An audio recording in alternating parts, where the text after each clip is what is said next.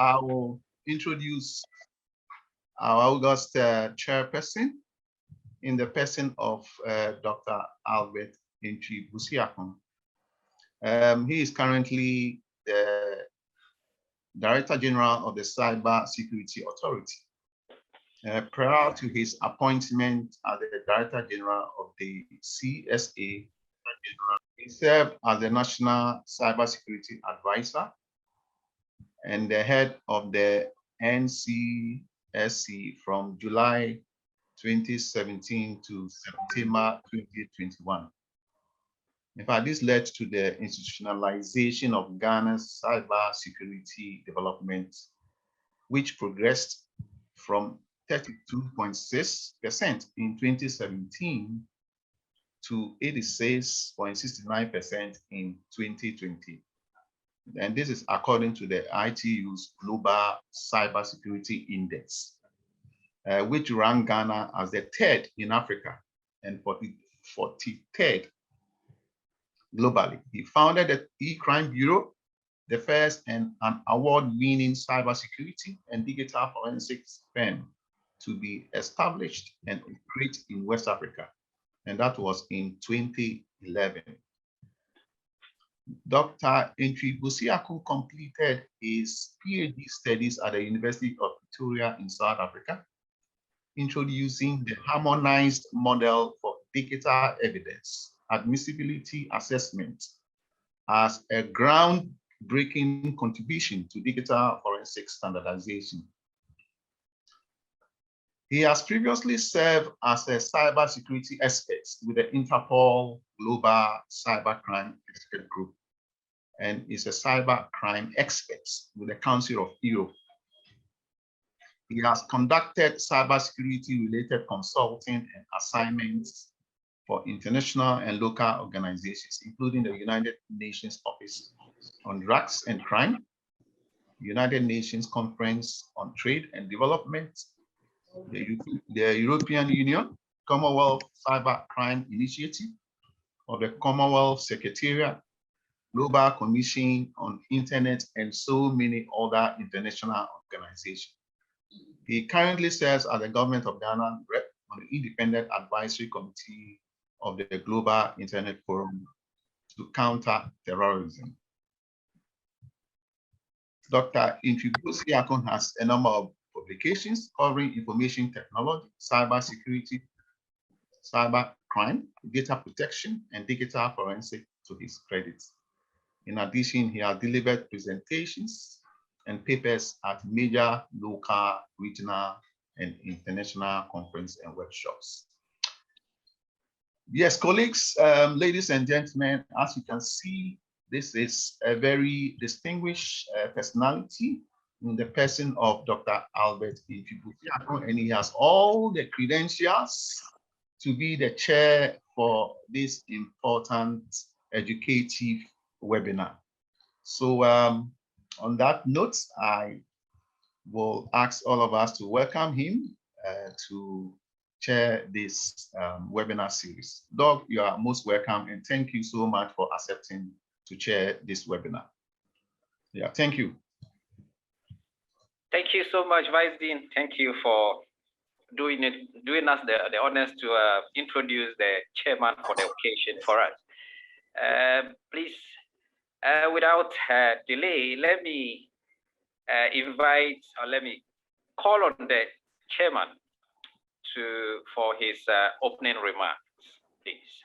Dr. Albert Entry Busiakon, please. Pleasant afternoon to all of you. I believe you can hear me. Dr. Emmanuel also. Please, can you hear me? Is it clear? Yeah, we can hear you loud and clear. Yes, please. Thank you. So again, to the Dean of the Professor Emmanuel Samoa, but again, Dr. Emmanuel Uso, I want to commend you for your coordinating role. I understand how you've been working so hard, engaging with the authority to ensure that we participate in this event. We want to commend you for that leadership to ensure that you get relevant voices to contribute to what you're doing. I also wish to, again, commend the able facilitators you've identified to lead this process in the name of Mr. Ransford Donado, who has been in the industry for quite a number of time and showing some good results in terms of mitigating fraud, especially in the financial sector. And also Dr. Mohammed Siraj for your contributions to creating awareness and facilitating capacity building within the ecosystem. All other academic staff of the faculty and the university, students, but also my colleagues. I think I have a number of CSA colleagues who have joined the call, and particularly our head of capacity building and awareness creation, Mr. Lesopon, who will support me to chair this particular occasion. I am speaking representing the authority, not on my own, and we can express our gratitude for extending the invitation to us. We see what you're doing as a critical component of our capacity building process. And if you look at the Cyber Treaty Act, there are clear provisions in terms of awareness creation on issues of cyber crime, cyber fraud, but also engagement with non-governmental stakeholders, including academia, to raise some of these issues and find ways and means, strategies, mechanisms to mitigate them. And I think that is what your faculty is doing in terms of your program on technology trends and awareness webinar series. So we are grateful for the invitation, and we are excited to make our contribution and support this thing going forward. Ladies and gentlemen, this is significant to understand the various developments of the digital revolution, to help you appreciate the implications, the adoption, the usage, and management of the digital technologies have on our society. In the era of the fourth industrial revolution, new and emerging digital technologies and trends are at play.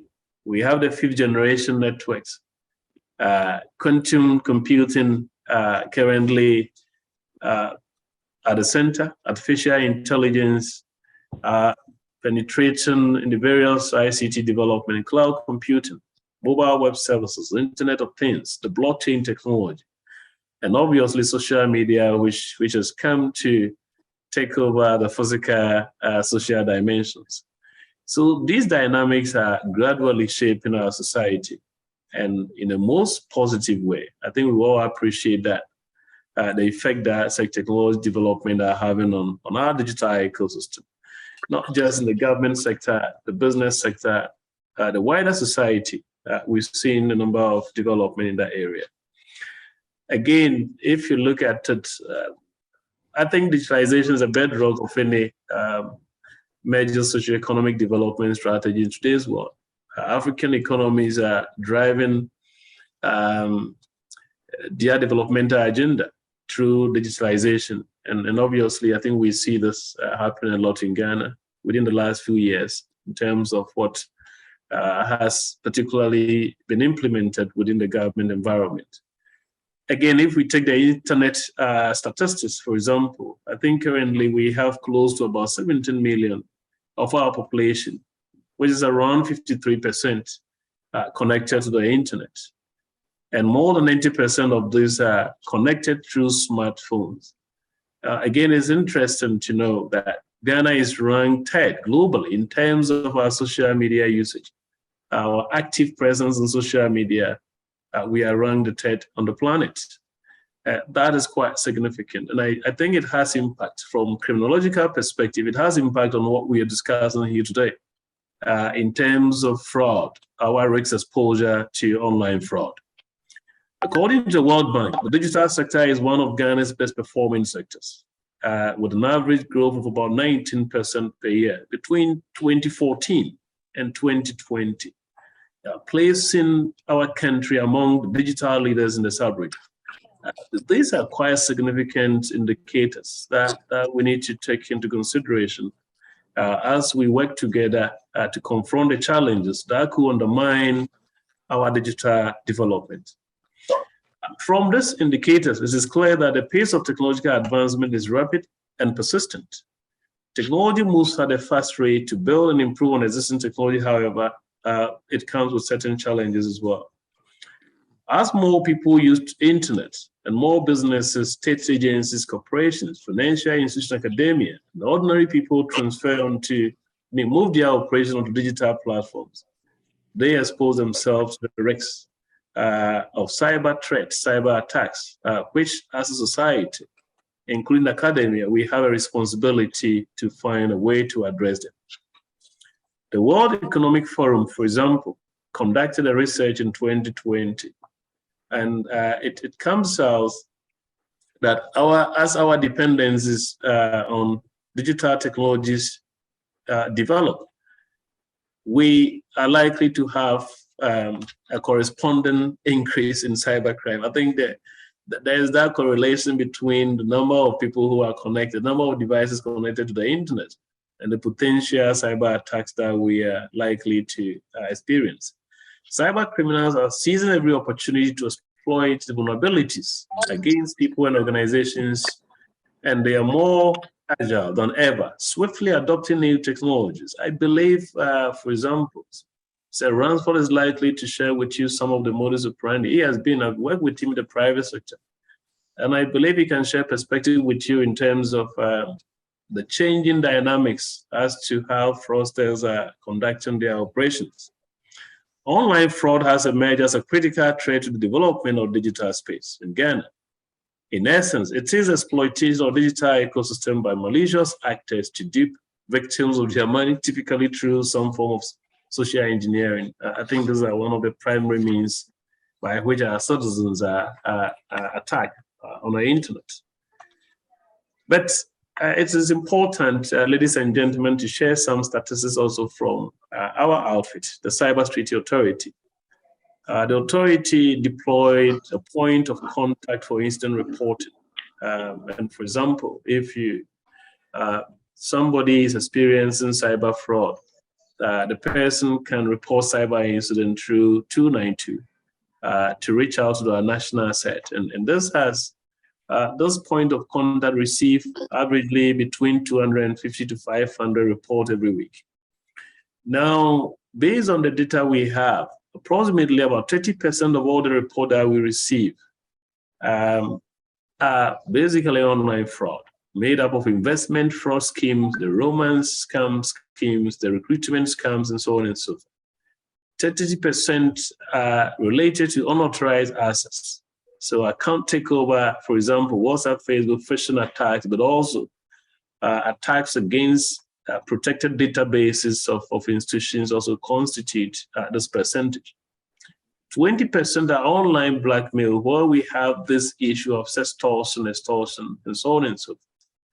Then we also have 5% of online impersonation, and again, 3% being publication of non-consensual intimate images. This is just one segment of the picture. It does not reflect the total issues, because CID also receives certain report, the EOCO, the financial sector, and of course, those who do not even report the attacks. We have those elements as well. But online frauds are real, and the criminals are successful only because of the daily actions and inactions of individuals.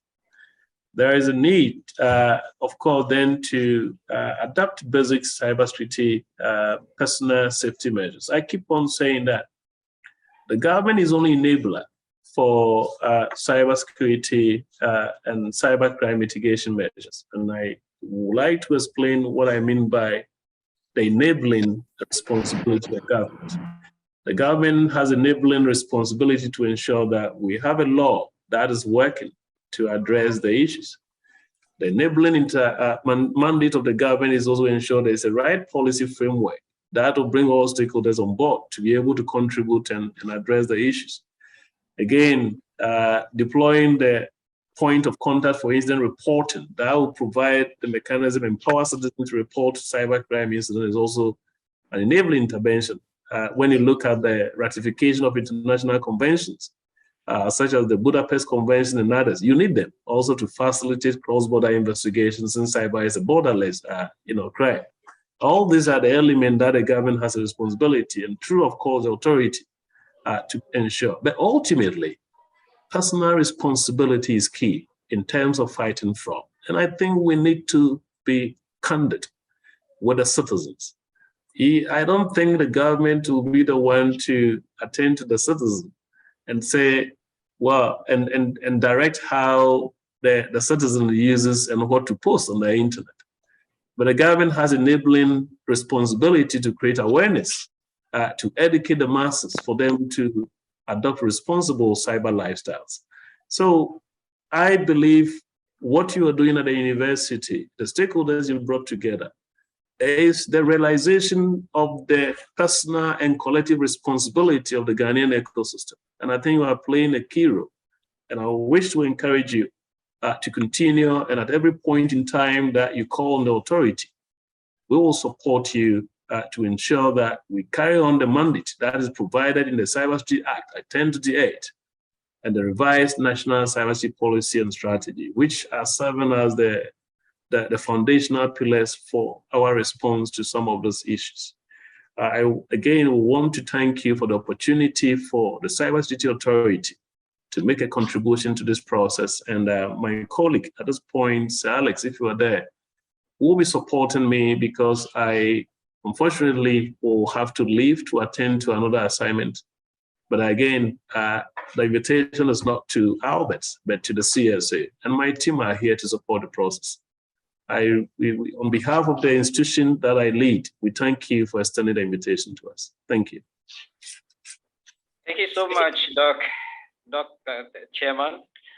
And we appreciate the statistics that you have given. And these statistics are very enlightening, giving us the fact that Ghana is the third country in terms of connectivity and access to social media in general. Thank you so much, Chairman. And we appreciate your presence with us. I would like, if you permit me, to introduce my colleague, Sir Alex. So if you do not see me, then you see him.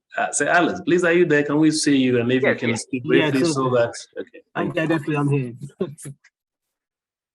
So just get my camera on.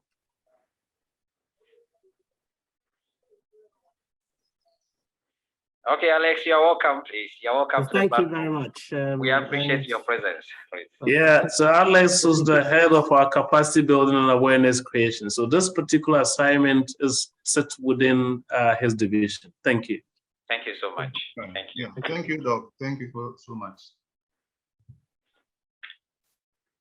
All right, we have to move to the next stage in our program. Let me invite Mr. Selassie Brown to introduce the resource persons at this point. Please, Mr. Selassie Brown, you have the floor, if you are with us.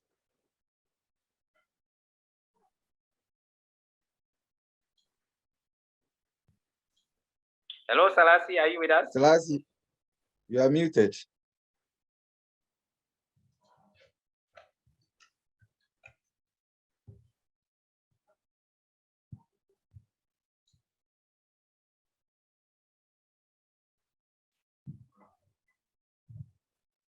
Selassie, please.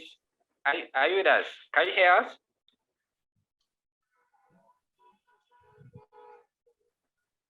He's muted. So, Selassie. Selassie, please unmute yourself.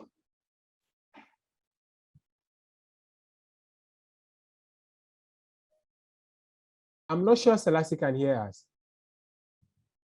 Can you hear? Can you? Oh, okay, okay. Yes. Can you hear me? Yes, yes, Selassie. we can hear you now. We can hear you.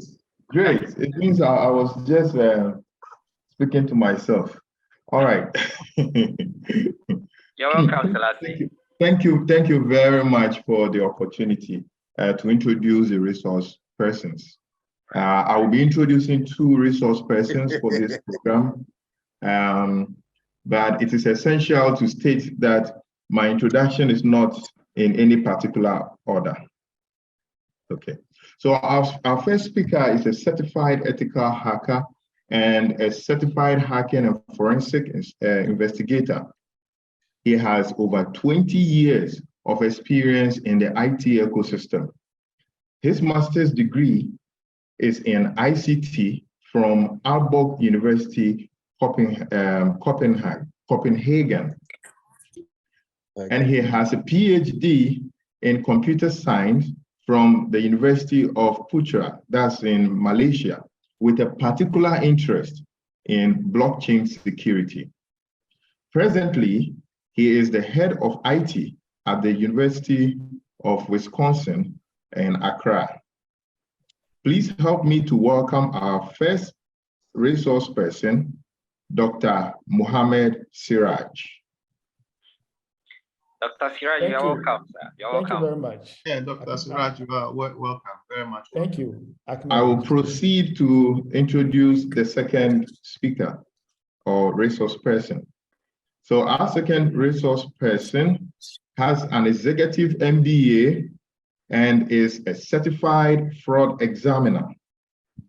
He also has over 16 years experience in corporate crime prevention, detection and investigations with the banking and telecom industries across Africa. He was the investigation and intelligence manager at Vodafone, and later became the head of fraud risk management at EcoBank Group.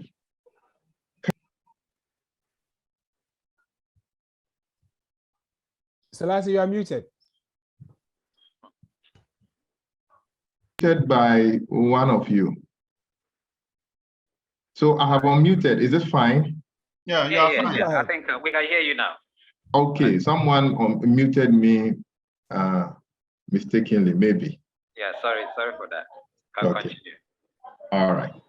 So he was the investigation and intelligence manager at Vodafone and later became the head of fraud risk management at EcoBank Group. Currently, he is the head of financial crime management at the Fidelity Bank and the president of the Fraud Forum of the Ghana Association of Banks. Please help me to welcome the crime analyst, our second resource person, Mr. Ransford Nana Addo Jr. You're welcome, sir. Mr. Ransford. You're welcome. So we notice that both resource persons have provided, they have provided consultations in cybersecurity and its related services to private and public sectors. Our resource persons, you are welcome once again. All right. Thank you very much. Thank you. Thank you, Selassie, for the introduction of resource person. Thank you. So we'll start the presentation now. The resource persons would have 1 hour from now to do the presentation. I don't know which of them is starting first. I don't know whether Mr. Nana, Mr. Ransford Nana Addo Jr. will start. And, yeah, so that Dr. Mohammed Siraj would conclude for us. And so you have 1 hour for your presentation and any demos that would come along with it, after which the audience will come in with their questions. Thank you. The floor is yours now. Okay, thank you very much. And I appreciate the very lengthy introduction. And it's humbling, especially when I'm going to do a presentation of it. You can see Noah, who has experienced flooding for 40 days and 40 nights, actually as the chairperson for the occasion. I mean, Albert is my role model. I have worked under his feet for years now, taught in his institution and been his student. Dr. Siraj, we haven't met for a very long time, but he's an amazing gentleman. I'm learning so much from him. And I appreciate UPSA for the opportunity to speak. Just a few minutes for me to start. I don't know whether criminals have hijacked my computer, so I have to use another device. Apologies if I have any challenge, but I don't hope to have any challenge because we always have a backup.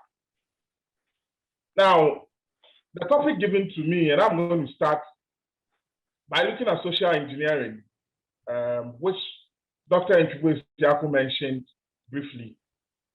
So the first content I'm going to look at will be social engineering. We will look at how unique it is and how today's criminals on the cyberspace are taking advantage of it. Later, I will delve into how to identify phishing emails. And then I will look at dealing with vision and smishing. We will pay some attention to a new trend that I call the new danger, which we call deepfake. I will speak to it. And then we look at online and social media shopping, the current threats, the modus operandi, and what we should look out for. Finally, I will do a general recommendation on what we can do as a nation within industry to move away from or to reduce some of these typologies that have become very rampant today. So we proceed and look at social engineering. But before we do that, now, sorry, I'm getting some feedback. Thank you. Now, before we proceed, if you can see my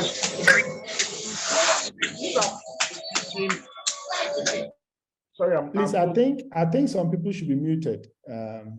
If some of the coordinators can do that for us.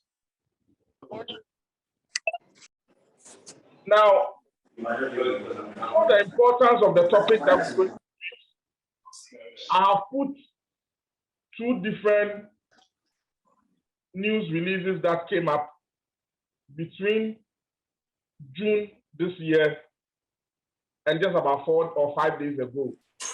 From June to November, you have the Economic and Organized Crime Office, YOCO, issuing an alert to the public that there's a new fraud typology when some persons are calling individuals that we are calling from your bank or your telecom company, and we are going to help you link your Ghana card to your account or your SIM. In the process, you see these persons request for very sensitive information, such as bank account, phone numbers, the mobile app PIN, and then the one-time password. Now, so many people have fallen victims across so many banks and so many telecom companies.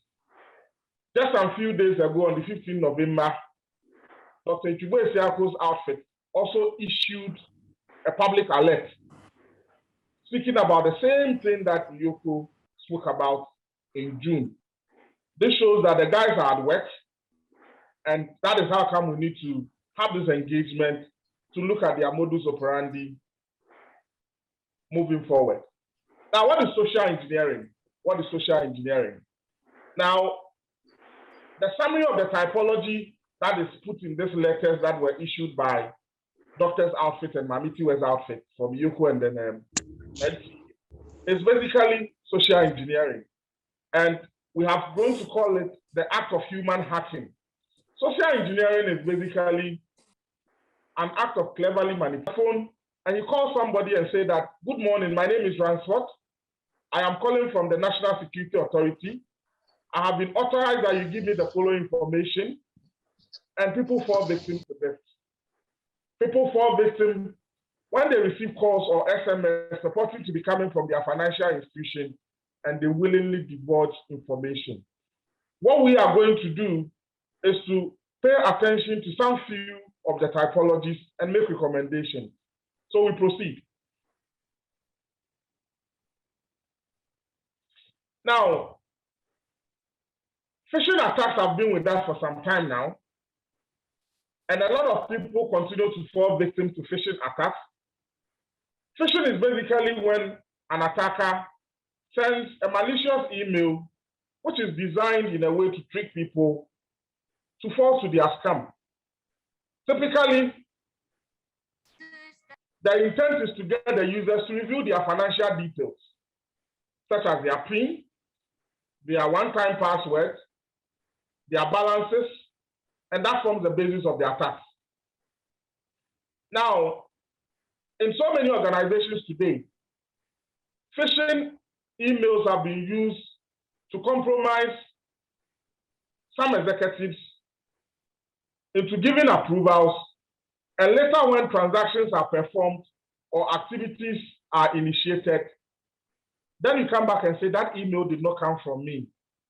Now, what we're going to do in the next few minutes is to have a look at how a typical phishing email looks like and what are some of the things we need to do to identify them.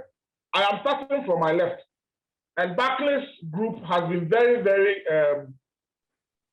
supportive in putting out some of these things, even on the internet, to guide customers so that they do not fall victim to this. Now, if you look at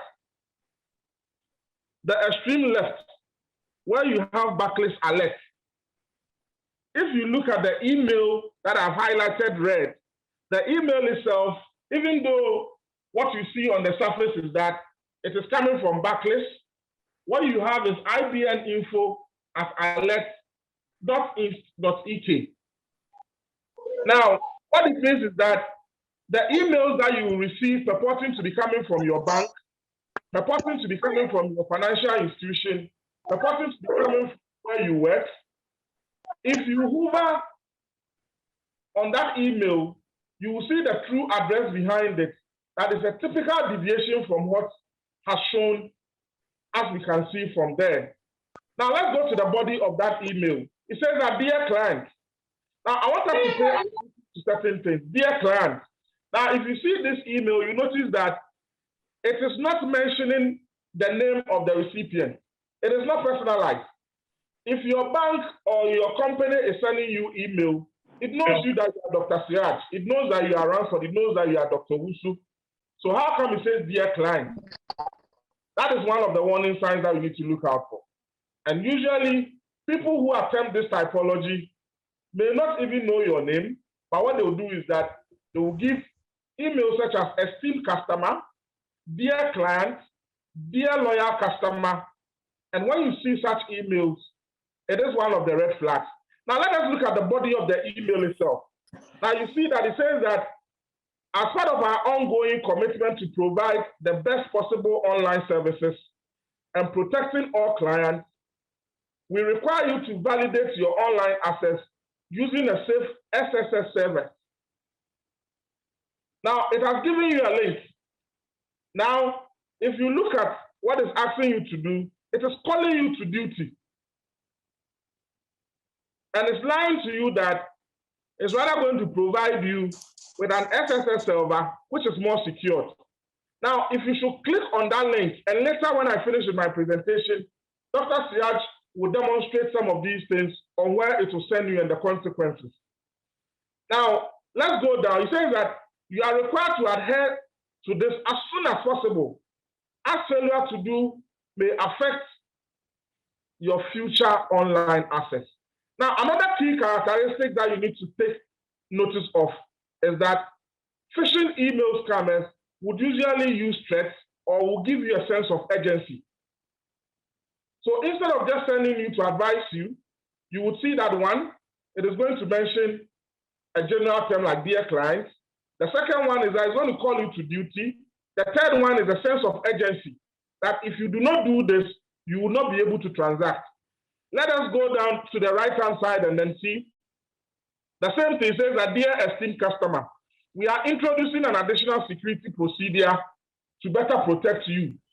You are required to activate your account to this service in order to avoid service suspension, another threat, a sense of urgency, and then it calls you to duty to sign in.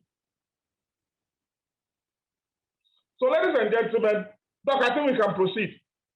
Based on this, let's look at some of the red flags It is summarized in these 8 boxes that are put here, or this shape that are put here. The very first thing you have to notice is that usually phishing emails will come with a sense of urgency. The fraudulent ones will come with a sense of urgency. If you do not update your records, you cannot make phone calls from tomorrow. And that urgency is supposed to call you to act. The second thing you need to look at, and we've mentioned that, is a general greeting. Every customer has a name. Every student of UPSA has a name. Every telecom company customer who is making phone calls has a name. Why do you say dear valued customer? The third thing is that it will request for sensitive information. And again, as we go on, I'll throw more light on what they take and what they use it for. Now, you also need to pay attention to the tone of the voice. Usually, you can see that it throws a sense of urgency. It also gives you the feeling that if you do not act now, you may not be able to transact. And some form of threat comes in there. Now, it also appeals to your emotions. The emotional blackmail in this is that we are rather trying to help you to achieve something. Now, usually, if you hover on the email header, you notice that if it is supposed to be coming from UPSA, the email link itself does not have anything UPSA. You may see IT.730 something something, but the mail shows that it's coming from an institution that you know. Now, the source will not be reliable. It's not going to be a source that you know when you hover. When you hover, it brings a lot of questions whether, if this thing is coming from my bank or my institution, how come it has some code and some name behind that I do not know? The eighth is that usually you see some grammatical errors and some typological errors because some of these guys may not know banking, some of them may not know insurance, some of them may not know IT, so they have copied templates and they have just put there. So they are likely to make grammatical errors. So ladies and gentlemen, please pay attention to these 8 things. Let's go to the vision or the phone call scams. Now, if you look at the letters that came from IOCO and the National Cyber Authority, you notice that we have a problem. Today, since the Ghana card was launched, 2959. They must necessarily ensure that all customers are linking their Ghana card to their mobile numbers or SIM card or to their bank accounts. Millions of customers within this country have received fraudulent calls purporting to be coming from banks and telecom companies. Now, when they call, typically you think that, oh, it is the village guys who say,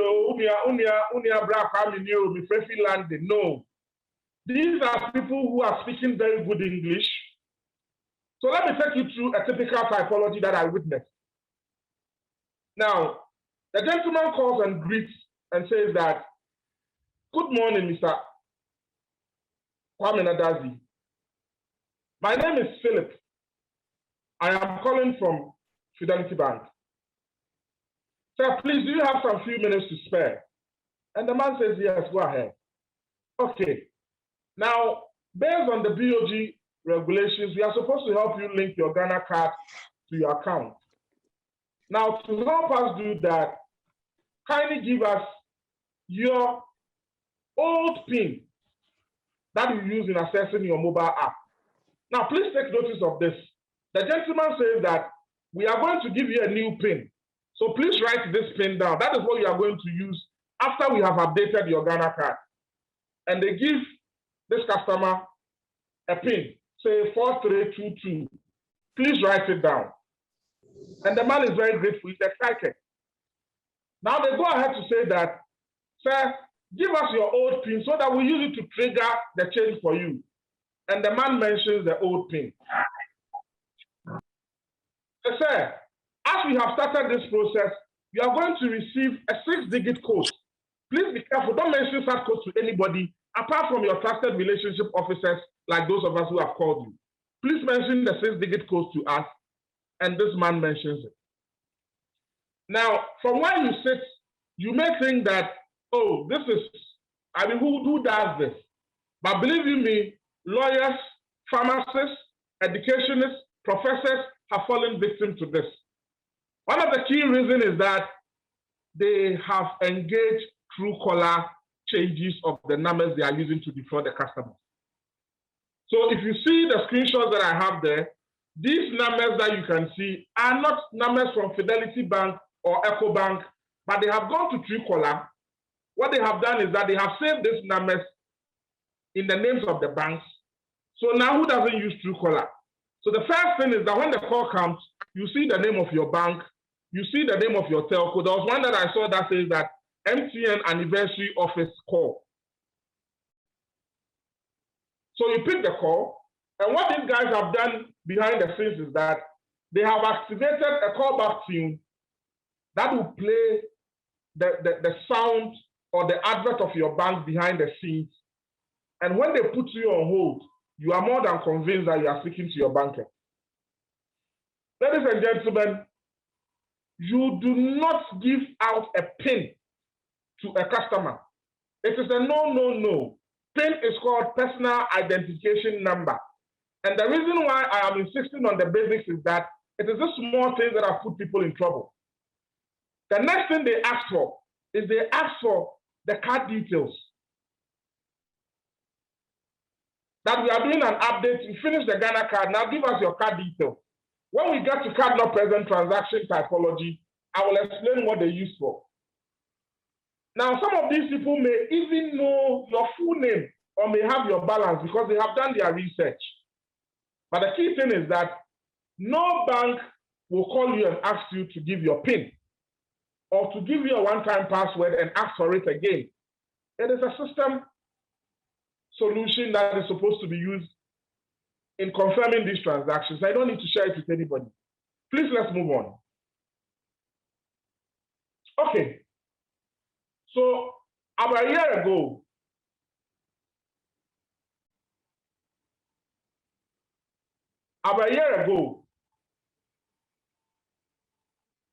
a group of executives received a meeting invite from their CEO.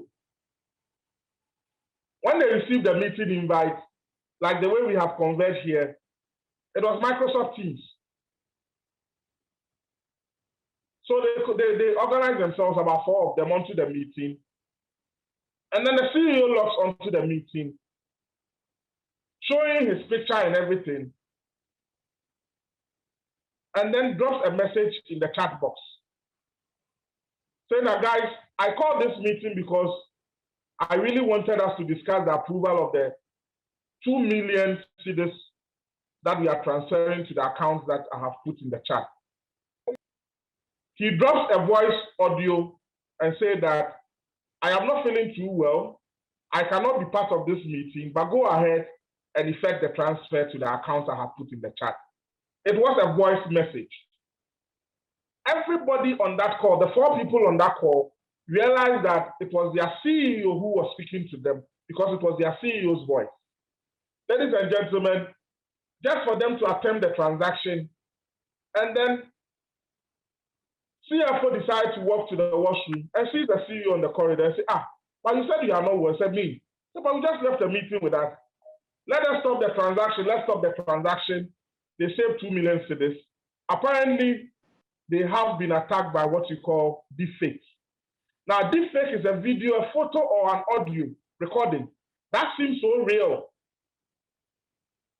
Like the person it is attributed to. So you can actually see the president or CEO or an MD who has sent you a video of himself talking. If you know him, you realize that it is his voice, it is his mannerisms, everything is him. But the truth is that it is not him. Now, this is very dangerous because machine learning algorithms, artificial intelligence, which has been very helpful in our generation, has been used and given voices and videos of some people, and the machine learning capability has actually modeled a script. All you just need to do is to put a text to it, and it will come back and do a video showing as if it is the person who has been targeted. If you go online, you can see videos of Obama, you can see videos of Donald Trump, and it wasn't them. This is an example of deepfake. So my advice is that if you are going to do any transaction, and all of a sudden you receive a WhatsApp audio from the person saying that, oh, sorry, I cannot see you today, but please take this audio. As you can hear, my voice is not good. Go ahead and do the transfer to the business partners. Please hold on. It is good enough that you have heard the voice, but like Shadi said in the song, later they'll come and tell you it wasn't me. And it's not that it's not them or they are lying. Indeed, it may not be them. When you receive instructions that you are supposed to part with money or do significant or high value transactions, please do not take WhatsApp and audio instructions. Move away. If possible, do a face-to-face verification or do the normal call to authenticate. Shall we move on, please? Farming and smishing. Now, about 4 years ago, we started receiving complaints within industry of a lot of online shopping. And the customers are saying that, I have not done any shopping. So we decided to interview some few of them. And there was something that was very unique about them. All of them had one story to tell. The story is that they received messages asking them to click on links. The links took them to some website, and at that website, they requested for their card numbers. They requested for their expiry dates. They requested for their card verification numbers or values. And that was all. The guys were shopping with their card details. Ladies and gentlemen, where a website traffic is manipulated and confidential information is stolen. So you see a website that looks like your bank's website or your school's website, and very, very important detail or confidential details are asked. These websites are fake. And the only essence why they have put that there is to take personal information such as password and account numbers so they can actually perform transactions on your behalf. Can we move on?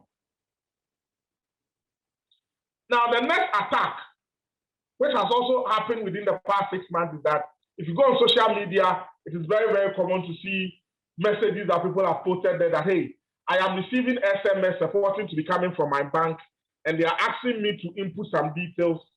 Meanwhile, I called my bank and my bank said it's not me. When criminals decide to engineer or manipulate behavior through sending messages, asking you to click on link or to provide sensitive information, we call it smishing. The key thing here is this. Just yesterday, I decided to buy some SMS space, and I was amazed with what I saw. The vendor just asked me to go and choose my name, the name I want to appear in the message I sent. And I got to choose the name and I sent it. In some few minutes, they approved it. So I can actually go and say Union Bank, Onion Bank, Yam Bank, and they will approve it. The next thing is I'm supposed to buy credit using Momo and put numbers there and blast SMS. So typically, nobody is safe. If we have time, we can demonstrate when we send messages to UPSA students, University of Ghana students, Church of Pentecost members, and they will receive the messages as if it's coming from the church. And if they are asked to provide any detail and they provide it, bam, they have been compromised. So can we move on, please? Now, this is the advice I have, especially on the social engineering typologies I have mentioned before I go to online. Now, if you are going to transact, ensure that you only transact on website that has HTTPS. If it doesn't have the S there, it means that website is not secured. That protocol is not secured. Some suspicious websites that promise heaven, you go there and they have it, especially when we're going to have Black Friday. You're going to have amazing deals, and all you are supposed to do is to log in and put your phone number put your card number, put your Momo PIN, and you see people in a hurry because they are buying iPhone 13 for 300 cedis, and people are excited. Please spread the news as we get to Black Friday. These websites are going to come up. You see them on social media. They are going to give you amazing prices and all that. You see things that you cannot afford anywhere. But on that day, you'll be shocked that phones that you are supposed to buy for 15,000, you can buy for 1,000 cedis. And if you make a mistake and you go and put your bank details in there, or your Momo PIN or Momo credentials, that is your end. You see debit on your account. Now, the next thing is that it is never said anywhere that you should share your PIN or your password on any platform, no matter what juicy offering they are giving you. It's a no, no, no. It is a no, no, no, no, no. And if you have the means, whether you're a small business or an institution or a customer, ensure that you have a second factor authentication technology. At least, if you are compromised before the transaction is approved, get an alert on your phone or in your email to do the final approval. Let's move on to online. Let me do card not present first. Thank you. Now, this is something that has been a worry to me for some time now. In a particular teaching hospital in this country, and this is just about 2 months ago, there was a cleaner who was hired in that hospital. I mean, when people come and do surgery, they are sent to the ward, they have anesthesia, they are sleeping and all that. You will see later when they leave the hospital, they are getting debit on their account. People are buying things with their cards. Sir Rashford, I think you've done more than 30 minutes, so I think we should speed up and then allow Dr. Shiraj to come in, please. Thank you. Okay, that's okay. What Dr. Shiraj is going to do is to do a demonstration of what I'm talking about. Okay. So we have actually agreed. I'll end very soon. So these guys were just taking pictures. The cleaner was just taking pictures of the cards, the payment cards of the patients who have come in for surgery, nurses and doctors who left their bags there, and he was shopping online. Now, who are the people who can also compromise your card? Remember that you do not need PIN to do a card not present transaction. When you leave your card at the washing bay, when you go to the Shell shop to go and buy fuel, when you go to the bank and anybody takes your card and takes a picture of it front and back, the person qualifies to shop because your PIN is not needed. What they need is the card number, what we call the PAN. Usually for Visa card, you see it starts for 8 something. If it's MasterCard, it starts with 5. The expiry date, and behind the card, you have a 3-digit code we call the CVV or the CVC if it's MasterCard. Now, fictitious merchants can ask you to shop online by putting your card details, and that is all. They are taking it to go and shop themselves. Washing bay attendants, those of us who leave our cards in the our bank cards, in credit cards in the vehicles, when we go to buy fuel, we give our card and it's taken away. We don't know where they are going to do with it, whether they are going to take pictures. Cleaners in our organizations are taking pictures. Family and friends, our sons are actually shopping with our cards. And then social engineers are also calling, sending WhatsApp messages that send them pictures of front and back. Please, let's move on. Online. This is where we're having a lot of challenges today. Now, the white furniture you see has been on Instagram for some time now. I know more than 8 people who have bought the furniture, but they've never received it. Now, if you go online and you see some of these wonderful items, very beautiful marble dining set, costing just about 1,500 cedis, people are buying it with the speed of light, but they never receive it. Now, if you look on the right-hand side, a friend of mine, this happened just about 4 days ago. He was just driving around at Chimote and said, let me just check the nearest pizza joint near me. And then he saw something like Dominion Pizza Chimote branch. So he called the number they had provided. A guy picked the call and said, yes, we'll deliver in about 20 minutes. Where are you? Said, okay. But to confirm that you want the pizza, and the guy wanted large, he had bought Coke. Send us the money to show that you are serious and you want to buy. And the guy sent 150 cedis. Till date, it's been 4 days now. He's still having his Coke. The pizza has not come. He called Dominion Pizza and they said that we do not have any Achimota branch. So people are actually buying domains and they are creating fictitious shops that do not exist, putting numbers there and interacting. So let's be careful. Please, let's move on.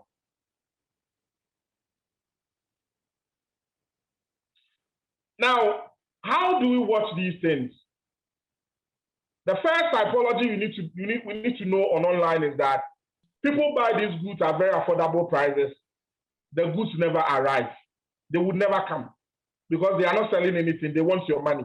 Usually, like the previous example I gave, people have gone to rent houses. They've gone to see the houses with agents. They parted with money, and the houses are not for those people. The second category is that people who receive the goods. When you shop online, you actually buy goods. But you buy iPhone 13 Plus, you can buy nice perfume with very good name. You can buy footwear Adidas. But what you receive and open from your box, you wish you had never bought it. The third category, that goes to the people who actually own online business. They are the merchants. People are actually defrauding the merchants as well. We have what we call ghost payment. People buy things online. It is delivered.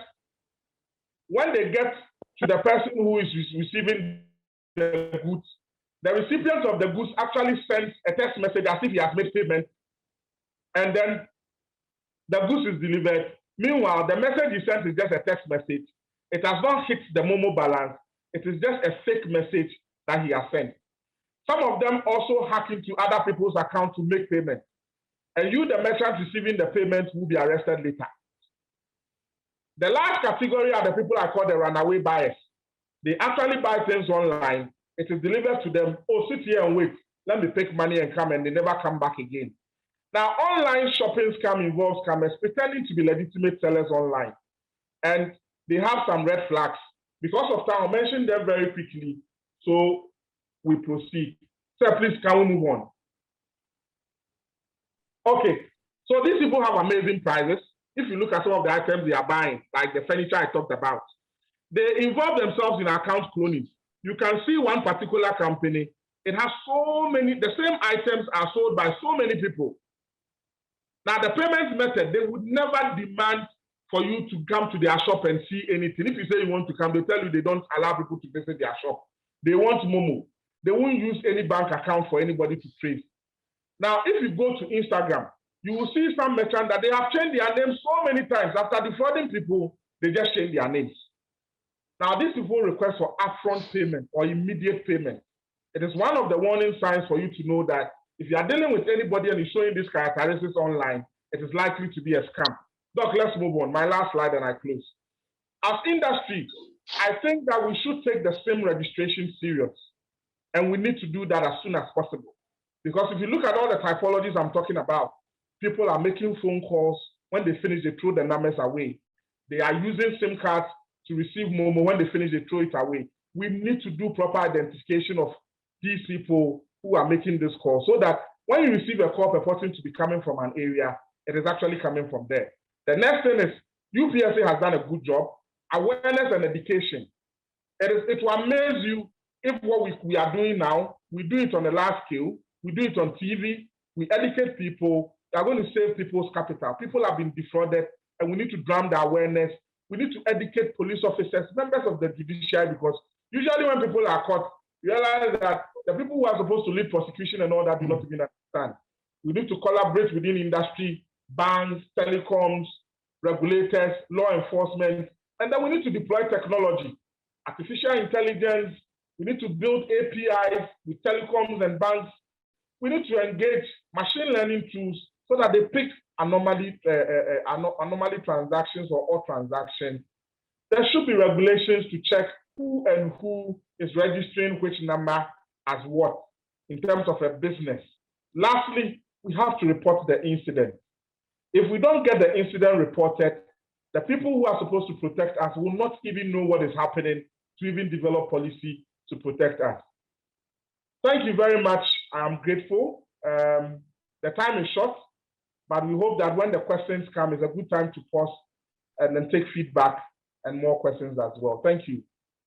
Yeah, thank you, Mr. Ransford. Leonardo Jr., thank you for the presentation. We really appreciate your presentation. We want to allow Dr. Shiraj to come in with his session, please. Okay. Dr. Shiraj, you have the floor. Okay, thank you very much, Mr. Moderator. Before I start, I want to know how many minutes do I have? Yeah, you have about 30 minutes. 30, okay. You have about 15 minutes. 15 minutes.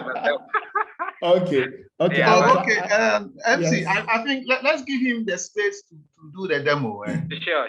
Okay. So, Okay, no problem. I'll try and manage. I may even do less than that, but with interesting demos, so don't worry. all right then. Yeah, we have interesting demos coming. Okay, so Mr. Ransford, thank you very much.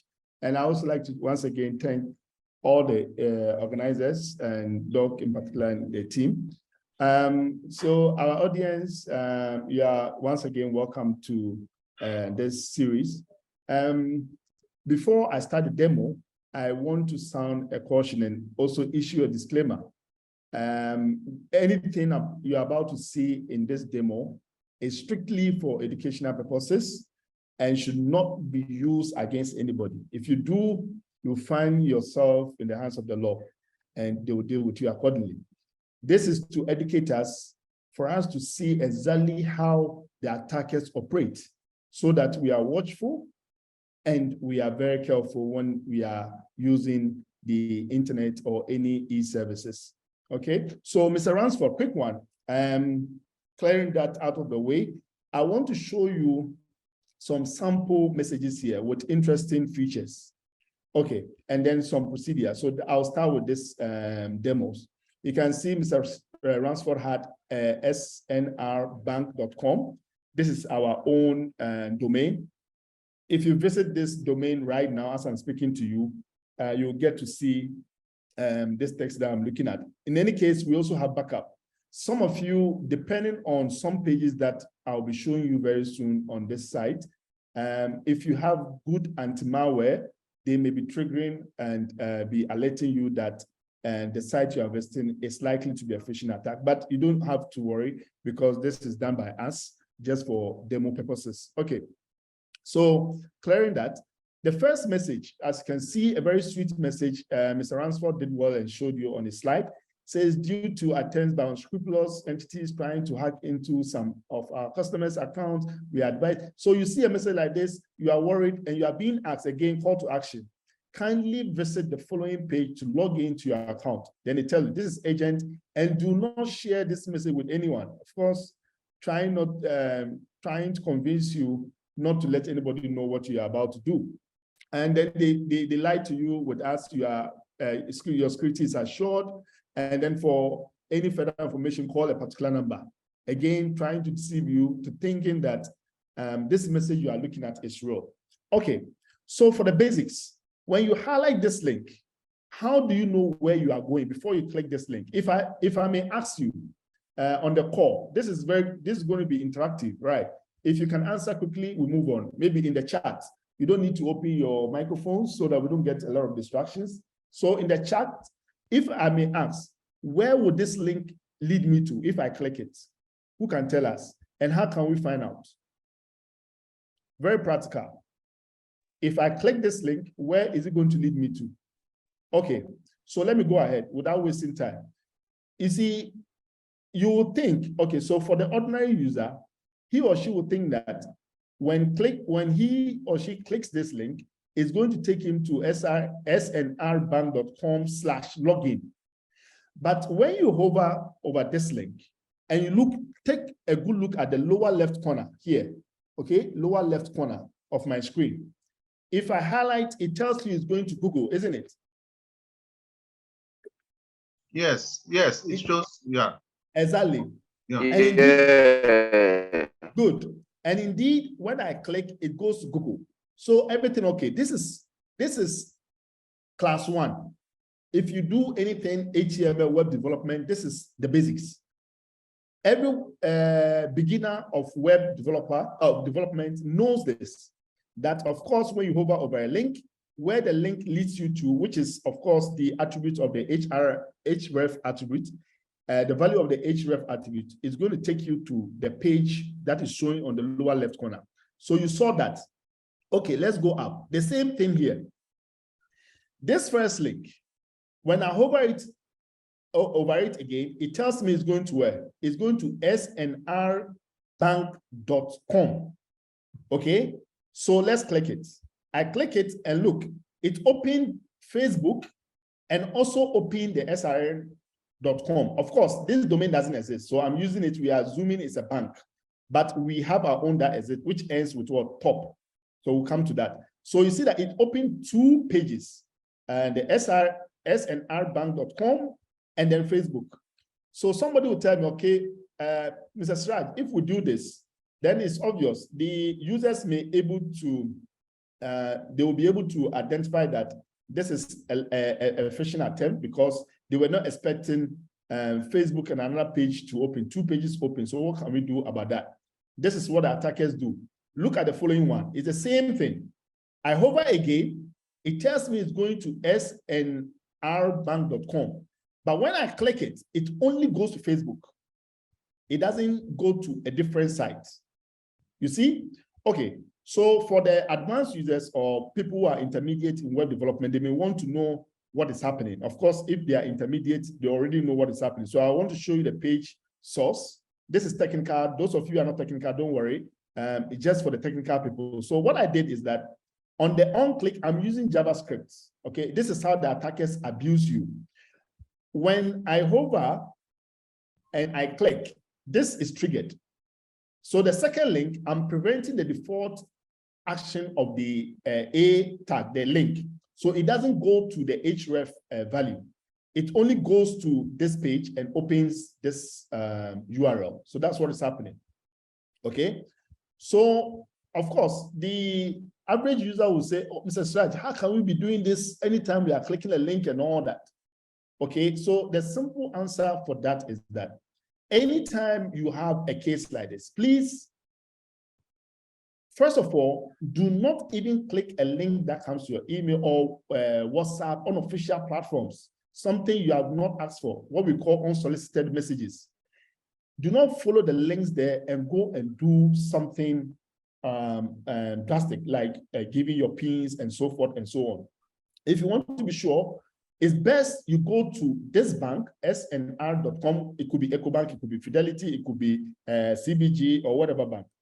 It's best to manually type the bank's URL, go there and look for the information, or call the bank and ask them for the right link to follow, or verify whether the message is authentic or not. Mr. Ransford may advise some of the ways we can do that during question and answer session. You may also want to copy, okay, and I'm going to show you something dangerous when it comes to copy on the 4th example. You will see it very soon. You may also want to copy and then open your text pad and then paste the link there and be sure that everything here is genuine, is okay. But mind you, and I know that the ninjas in the house will be telling you that, see, it's possible that attackers may abuse you. And sometimes in psychology, we have something we call context effect. And attackers use this against a lot of users. For example, if the URL happens to be SNN, okay, the attacker can easily make it something like SM bank. So in your mind, you think this is double N, but it's actually M. So it's a different domain altogether. So if you're not careful, you'll be deceived. Okay, so this is why it's very important to act right when it comes to following links and so forth. And I'll be showing you some of the techniques to defend yourself against some of these things. So let's proceed. So this is very sneaky. So as you can see, even though I hover over it, I'm repeating myself just for you to understand what I'm saying. Even though I hovered and I saw at the lower left corner, it's taking me to a particular page. By natural fact, it took me to a completely different page. That is what I just demonstrated. Okay, the next is seeing links like this, bit.ly links, right? So these links are created to shorten long URLs. They are usually used for good intentions and good purposes and all that. But some attackers abuse it. So when they create links like this, they may lead you to dangerous destinations. So if you have this kind of links, what you want to do is to also copy the link. Okay, this is a technique. Copy the link, paste it in your browser, and do not press enter. Okay, just add a plus. Okay, plus the additions symbol, and then say enter. And then now when you click enter, you will see where the page is leading you to. As you can see, this link is taking me to this page. So if I know that this page is suspicious, definitely I'm not going to follow it. And of course, even if you are going to follow it, the same rule I talked about in the first example applies here as well. Do not follow links that you do not trust that comes from sources you didn't ask for. Very, very important. So note this technique whenever you are dealing with bit.ly links, and you should know your destination before you go there. Okay. Okay. Next, yes, this is one of the most dangerous things now. You see, we are used to, for example, your lecturers ask you, go and do an assignment. Instead of doing the hard work and coding everything from scratch and so forth and so on, you go online and you are copying codes. In here, I'm using an example where you are being told how to update your antivirus. So you come here, you triple click, you try to copy. So if I copy this, what should I see? If I paste it in a test pad, what will I see? Who can tell me? If I paste this in here, okay, let's see. If I paste it, watch what is about to happen. This is it. This is not what I copied. This is what I copied. I mean, this is what I copied down there, okay, but this is what I got.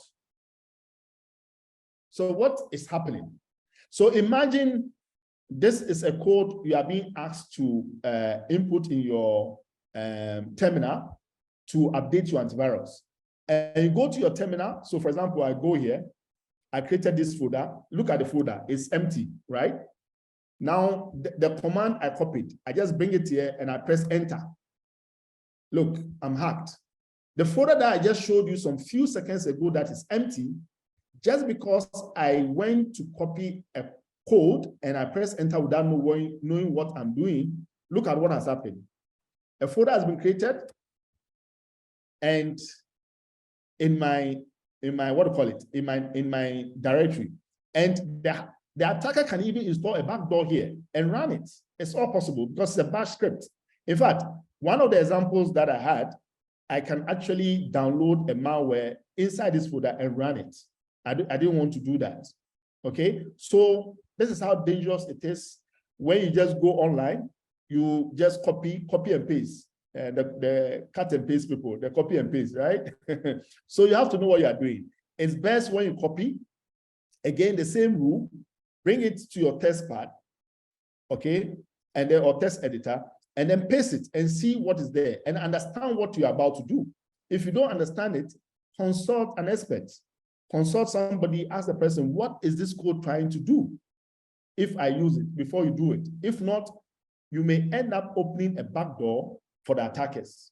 And before you know, they are inside your computer. Okay, I hope this is clear. The links, demos are clear. Okay, before I move to the next demo, is it okay? I hope I'm audible on the call. Yes. Perfect. Yeah, okay, yeah. so thank you very much. Okay, so the next one. Okay, so because we're able to, the attackers were able to deceive users and they clicked this link and then they came to a page like this, okay? Now, they think that they are with the bank. You see, this can actually be the interface of a real bank. In fact, myself and Ransford, we cloned a particular bank. We don't want to mention the name, but we decided not to use that, okay, a local bank for that matter. We decided not to use that because we didn't want to cause a stir. People may think that that bank is not good or whatever and all that. Meanwhile, it's just for educational purposes. So we decided to have our own page. So that's what I've just designed and you are seeing on your screen. But it could be your bank. It can look exactly like your bank. If you remember, part 1, we used set toolkit, and then we're able to clone the UPSA student portal. It could be any institution. It could be Wisconsin. It could be whatever university you can take, University of Ghana, wherever, and any bank whatsoever. Okay, so the same thing applies here. So this can look exactly like your bank, but it's not your bank. Why? Because the domain you find yourself is not the domain of your bank, and it's not secured as well. Okay, so that is the watch out thing. Okay, now you come here and mistakenly you start. They ask you to log in, and then you start entering some details. So let's enter. Let me call this one UPSA 2022, and then let me say password pass.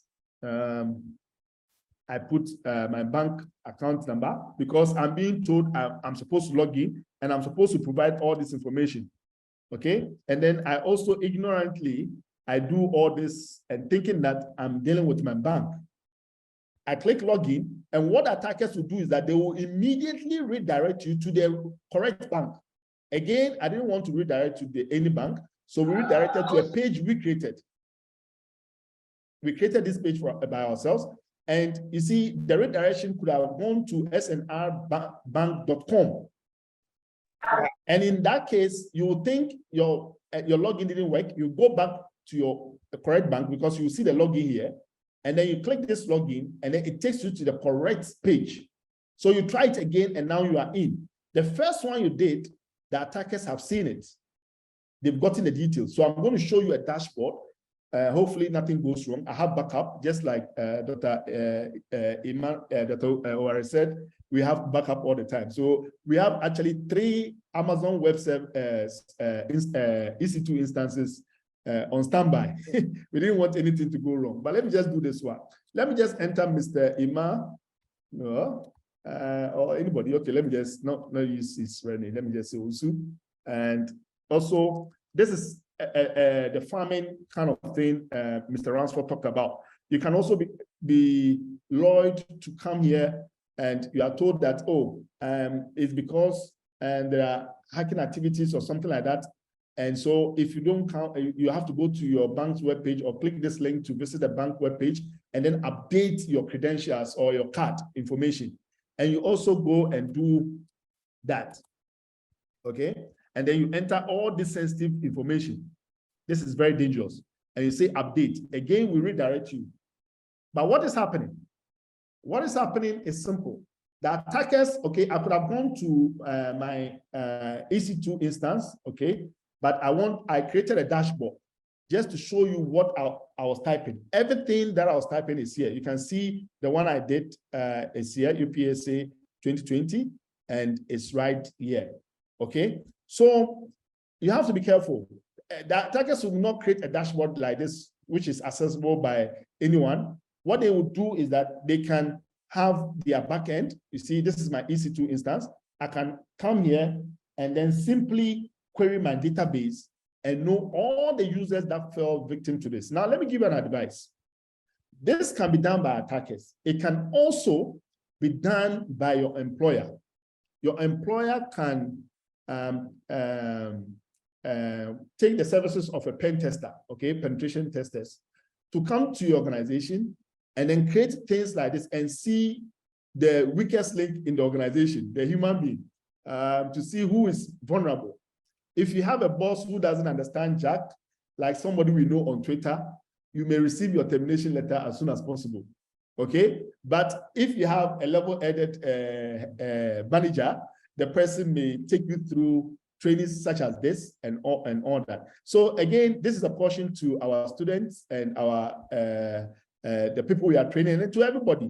If you find yourself in an organization and you are seeing some of these things, note that it can come from malicious user and it can come from your own employer employing the services of what? Attackers to do pen testing to see who will fall prey to some of these tactics by what? Attackers. And so if you find yourself outside, maybe in Ghana, we don't do that much, but if you find yourself maybe in the US or UK or wherever, and they do this against you, please pass the test for us so that UPSA will be proud of you. Okay, so our next demo. Okay, so this one, this particular URL contains real malware. So I don't want any of you to visit this page because it contains a real malware. The only advantage is that it will open a reverse shell to my Kali local IP address. So it's not that dangerous, but it's a real malware. But you can see that I made it available on my Google Drive. Now I just have to send a message and then deceiving people that if you want free books, free music, free games, and all that, just click on this link and then download the free game. And you see the attacker, social engineering, they are exploiting the desire for free things by most users.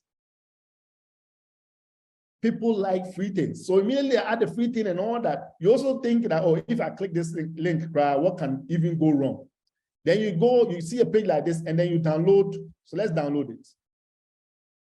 And you download the folder, the zip folder. You can see that Google didn't scan it because zipped and also encrypted.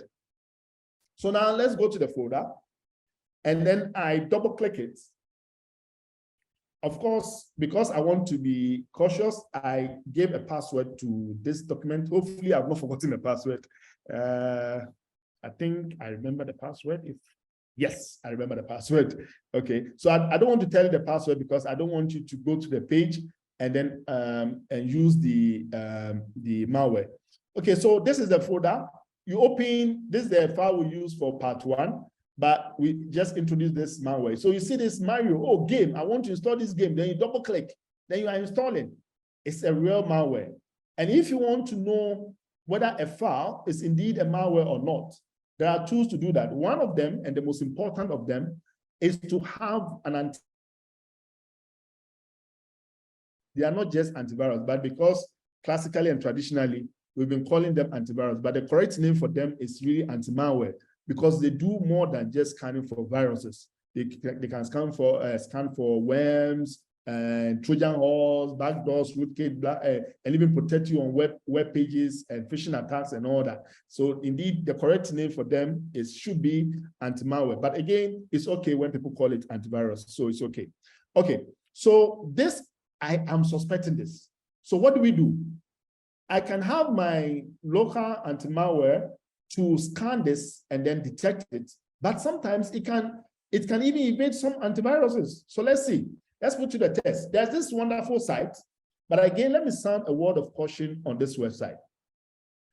Probably most of you on the call, you know about this website, and experts will be telling you, you come here and then scan it and all that. If it's a malware, you will see it and all that. It's good, it's true. I also tell people, but I add a caution. There could be the university student, there could be type 1 or type 2 errors happening here. False positives and false negatives and all that. So just be careful because it's possible that the engines that this site is using will not be able to detect that particular virus yet. So when you go and explain, it doesn't mean you should proceed. Everything is okay. Still proceed with caution. But of course, if you come here and at least 1, 2, 3, or 4 engines, or what we call contributors by this website, they call them contributors. If any of them flags the file as a malware, then immediately just discard that file and don't work with it. Okay, so let's scan and see. Let's go to the downloaded file. We downloaded it here, and it's Mario. Let's see. Let's give it to them. Wow. So you see, this is indeed a malware, and I created this malware by myself. I created it using MSF Venom. Those of you who know MSF Venom on Kali. So you can create this malware, and any user who does not have a proper anti-malware will go and double click this and open a shell to your computer, the attacker's computer.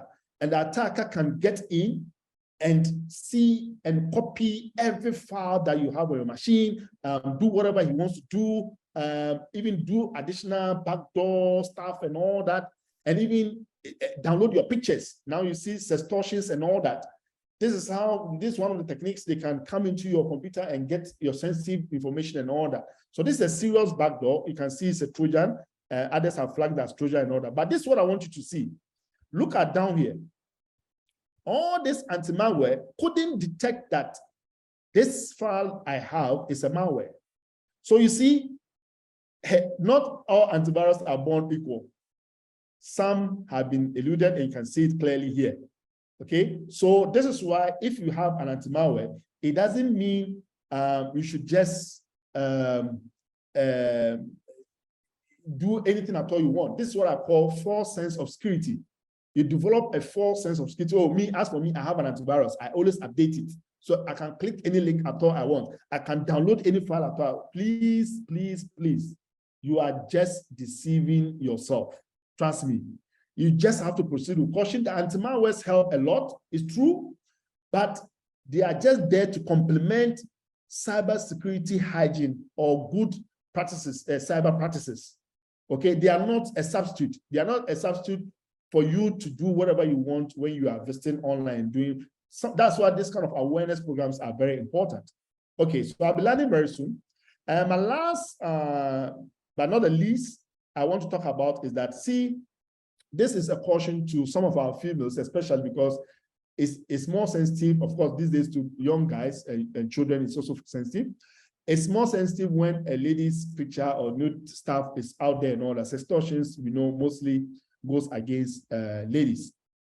Okay, and you see, most of these ladies, as from my research, I've noticed that, and the cases that I've actually worked on personally, I noticed that some of them happen to take their mobile phones for repairs, and they leave their SD card, and even sometimes on their internal memory, they have some of these sensitive pictures stored there, saved there. And then when they take the phones to the repairers can just remove this SD card and copy the files, your sensitive pictures. So I advise the ladies, your phones are not your private vault. They are not your private or secured vault. Okay? Anybody who gets hold of your phone can do a lot of damage against you if you have sensitive stuff on there. So you have to be careful not to be putting your sensitive stuff on your, if I don't even have it on any of your electronic devices if you don't want anybody to see them.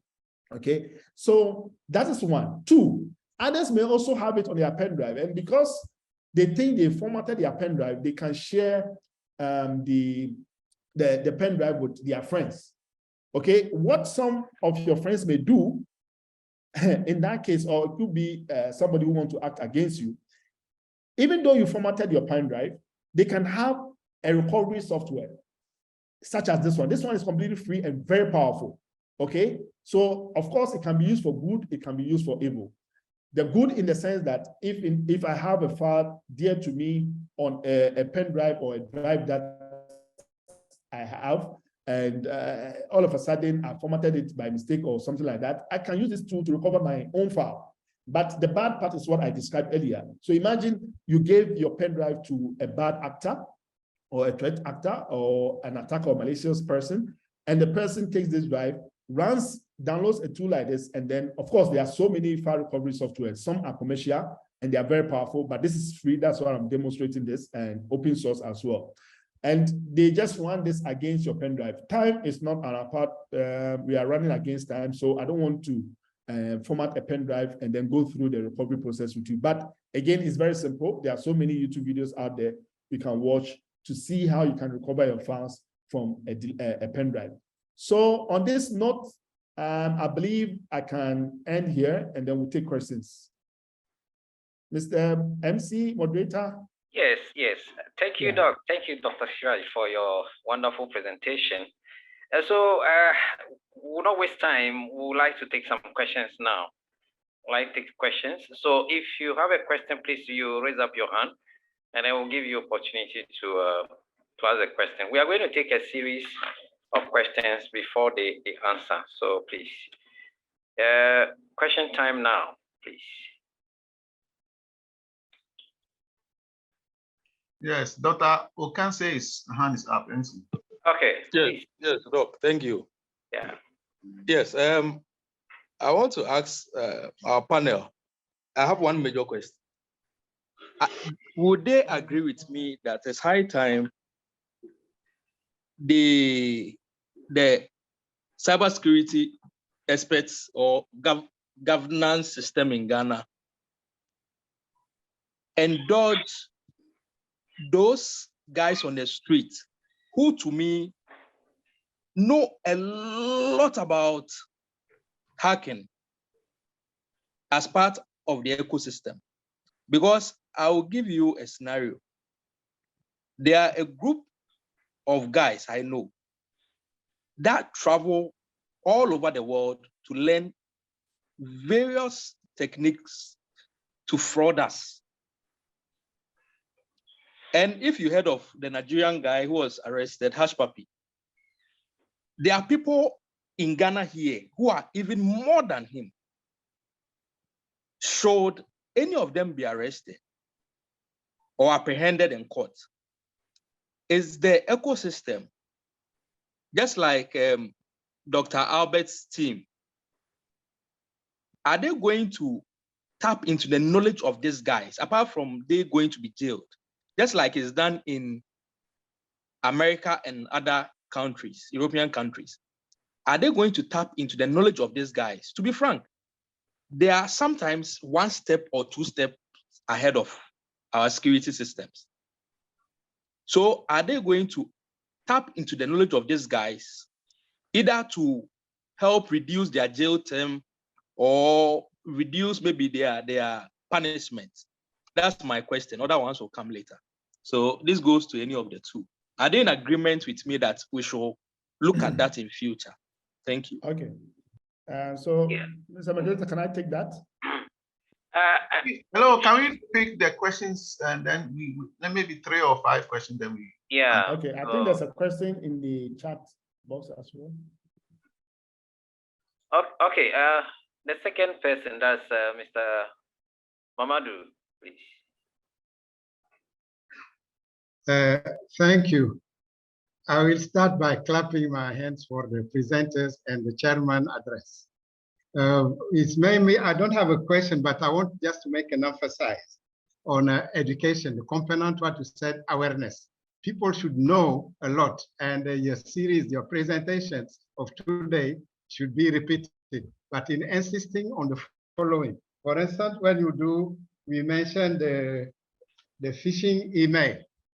It's simply because people are not familiar when they see an email address to look at the domain, to know what the domain tells. So when you educate people on that, insisting the domain, they can use it to know that it's not coming from this. So in your training, you can add this one. And the other component, the first presentation just told us, oh, when you see HTTPS is security. But with the demo of Siraj, he was clicking on an HTTP site that opened a Facebook. So that's where I mean, we need to do more awareness. I really appreciate the presentation. And as you know, I see the security as they did. When you give a weapon to someone, you don't know how he use it. But in any case, it doesn't help the way they did the approach and covering. But the last comment I will do is just for teasing Siraj and Ransford. I didn't know that they have a bank called the SRR Bank. Thank you. The disclaimer is a fictitious bank. Thank you very much, Mr. Amadou. It's our own bank, myself and Ransford. Yes. Okay, so I think MC, if you agree with me, maybe take 3 or 5 questions, then the answer. Yeah, the next question, Samuel Bintu, please, your question. Okay, thank you, sir. I would want to ask if Windows Defender is enough to protect your computer or your PC.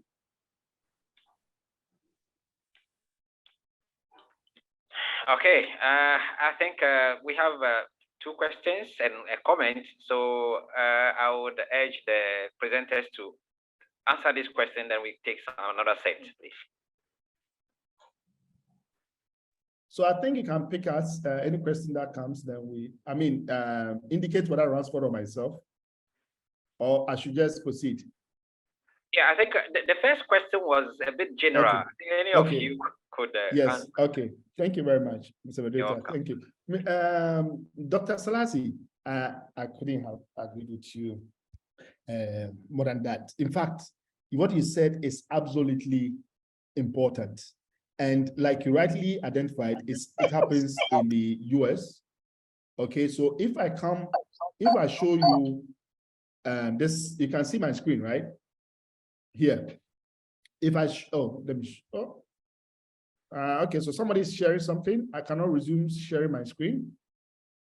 I want to resume sharing. Okay, no problem. Let me just say it's okay. There's one guy called Kevin Mitnick. I don't know whether on part 1 I mentioned his name. He's one of the best social engineering attackers. And somewhere in 1995, he happened to be in the hands of the law and all that. But the FBI started using him, and they learned a lot from him. And now he's a consultant and a cybersecurity professional, and he's helping a lot of organizations to fight crime and cybercrime. So yes, the guys who are always in prison and all that, a lot can be learned from them. In fact, they have a lot of knowledge that we can tap into, so that we'll be on the lookout. So I think I wouldn't say it's a rhetorical question. It's something that we should do by default. It doesn't need any debate. And I also want to believe that they are doing that already. So it's a wake-up call. We need to do that. Let me ask you to this before you move on to the next question. Now, in our own practice, I mean, even as private investigators, I have people in Insawan prison that I go to visit, and they tell me things, they teach me. Exactly. There are things that you never understand how they do it. Now, the question as to whether we are accepting it as an institution, I think that it goes to the security agencies. I have witnessed somebody we arrested and they said that they need him. 3 years ago, we arrested a guy and they said the guy has too much knowledge to be prosecuted. We want to use him to give us more information about things. And they never prosecuted him. He helped them to go undercover and get more details than they even thought. So yes, it is happening. But within our part of the world, we need to be very careful how we utilize these people. Some of them may be double agents. They will help you when it's needed, and they will go back to their own lifestyle. I am not too sure whether there's any policy at the national security level to use such individuals. But as private practitioners, I have people who are ex-convicts. Others have agreed on terms that where you work, I won't attack you. Where you work, I won't come against your institution because you are my friend, you respect me, that I'm also knowledgeable. So we have such terms, and such people exist. Yeah. And in any case, to additional information, that's why we have the offensive security trainings, the ethical hacking.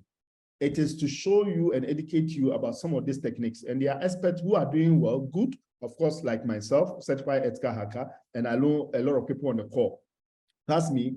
I know people who actually been trained Indians, and they are in Ghana. They are called at the Indian law courts to come and demo and educate them.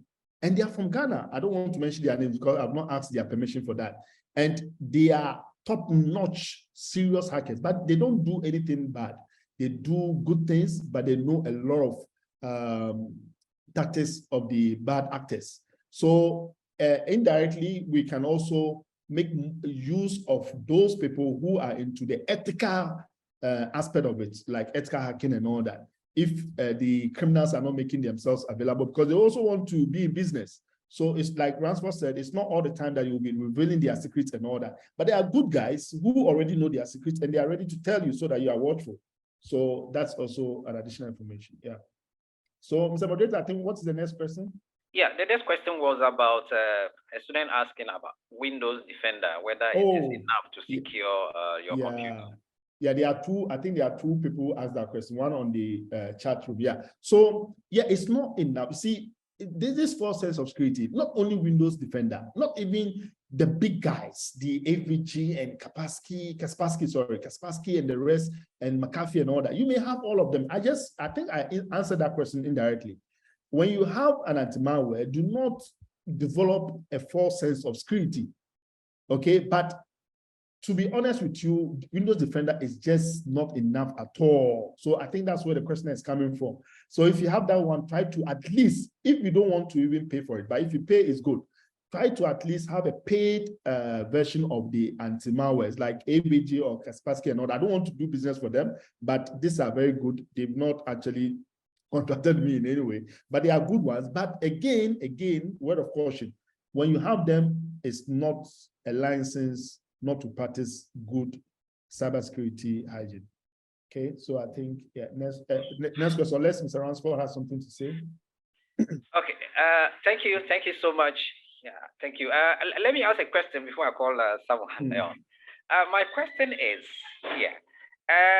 there have been a few instances where people's mobile phones are stolen, and the people who steal the mobile phones actually are able to get access to the mobile money and then withdraw. Meanwhile, when you go to register with the telcos, they tell you that your PIN is secure, and so no one, apart from you, no one will be able to get access to it. How do those people? How are they able to get access to the money and withdraw it? That's my question. Okay. Yeah. Salim Ahmed, please. Your hand is up. Your question, please.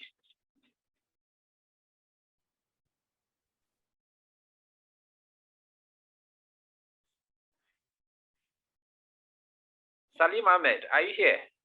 Okay, there's another question in the chat. So if Salim is not coming up, some people's hand are up, but okay, they are I not think speaking. I have Muhammad Abdul. Okay. Yeah.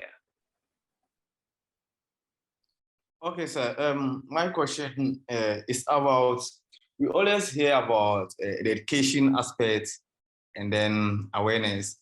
Is there any plan in place to also engage or recruit students, for instance, with the IT students, to also more about how to protect the system in the country, and then how to also engage in the awareness so that it will spread and then go far? Thank you. All right. The next is Boatin. Hello, sir. Please, is it necessary for you to implement two-factor authentication on our social media and online banking apps? Can you repeat the question, please? Sir, please, is it necessary for us to implement two-factor authentication on online banking and mobile apps and social media? Okay.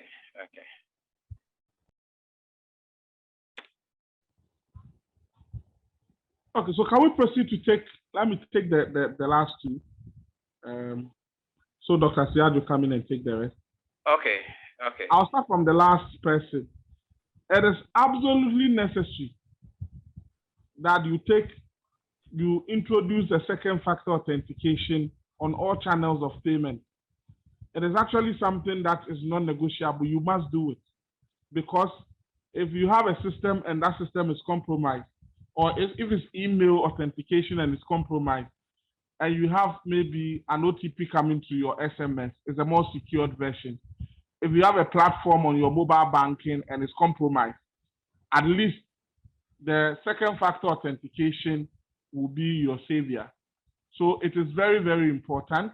The biggest disclaimer I have on that is that social engineering is now beating technology. Social engineering is now beating technology. There was a gentleman who was called at a point to say that, sir, please, I'm calling from your bank. Can you give me your PIN? He said, no, I won't do that. He said, oh, we already know it. Your PIN is 1725. He said, no, it's not 1725. It's 1954. So when people are playing on other people's intelligence, when you have even sent a unique code to a second device, and fraudsters can call and play on the intelligence and receive it, then it makes it more difficult. So yes, the second factor authentication is the way to go. There was a question on mobile money. How come people's phones are stolen and then they are able to, their mobile money account is being depleted? The first thing is that immediately your phone is stolen, all channels that you have used your phone number to do anything, whether the bank or the telco, it needs to get blocked. You need to call and report it and get it blocked. Now, more than 85% of people, even the people on this call, have used their date of birth or their year of birth as their PIN. And it's a very, very worrying trend that people are able to guess and they get it right. I was with my old lady yesterday. We're having a conversation about PIN, and she just mentioned that, oh, me, my PIN, everybody knows is this. So some people have made their PIN family PIN. But to be very honest with you, pins are not stored anywhere in any institution. So if your pin can easily be guessed, or maybe the phone that you have, you even have the pin information saved on a certain pad somewhere, and it makes it easier. Do not save the pin. Do not make the pin easily guessable, and also make sure that immediately you lose a device, you report at all quarters to get the device blocked, because your bank account and your Momo wallet can be at risk.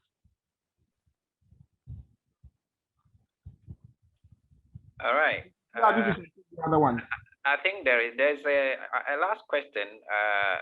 The guy who was a student who was asking how they can get students involved in the awareness strategy, so that people will get to know more about the technology trends and their effects.